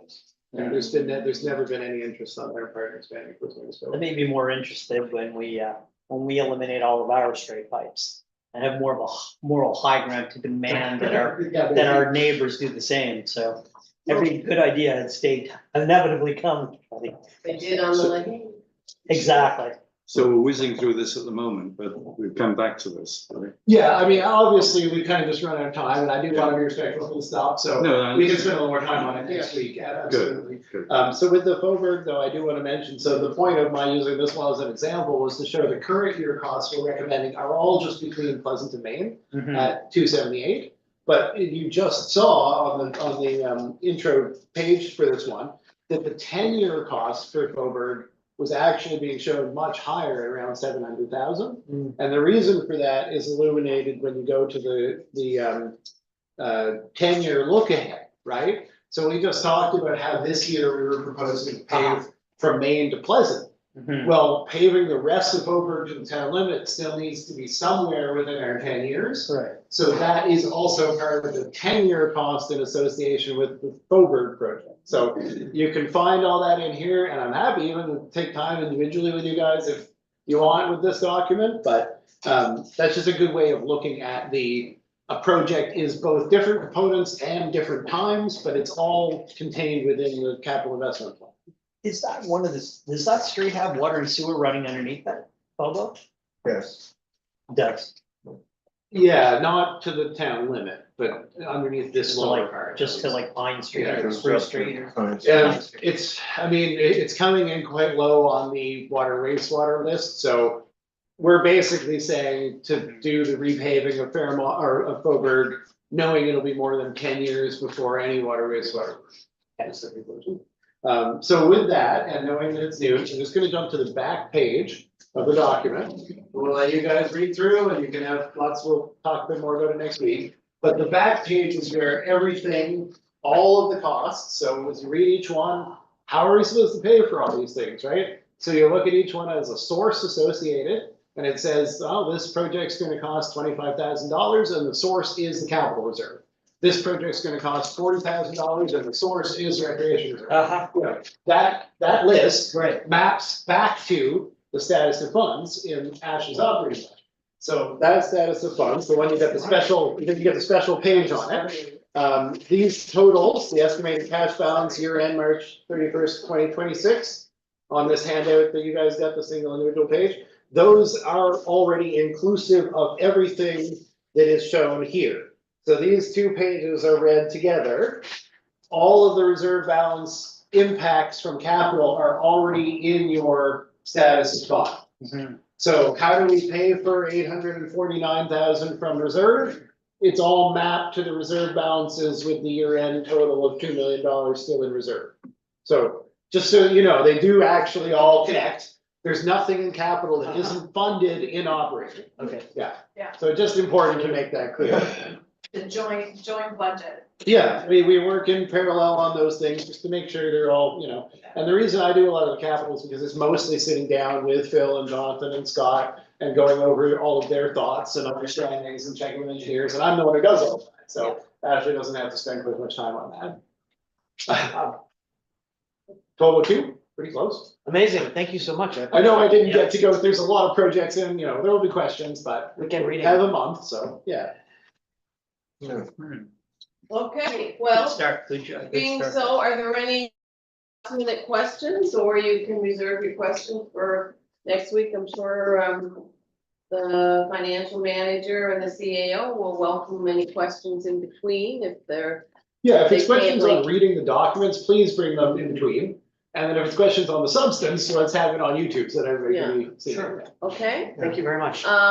being so, I'll, adjourn the meeting and, see you Tuesday night. I just want to remind you of the free compost day Tuesday tomorrow. Sorry, right? Tuesday morning, 9 o'clock, we will gather for our first monthly meeting.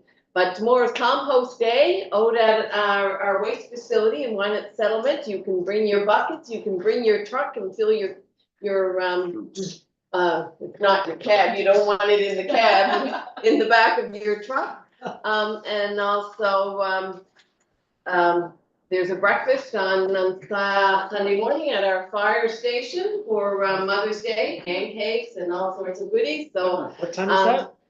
It's 9 to 1. Big treat for Right, us. So- put them in the courthouse. Anyway, I adjourn this meeting. Thank you.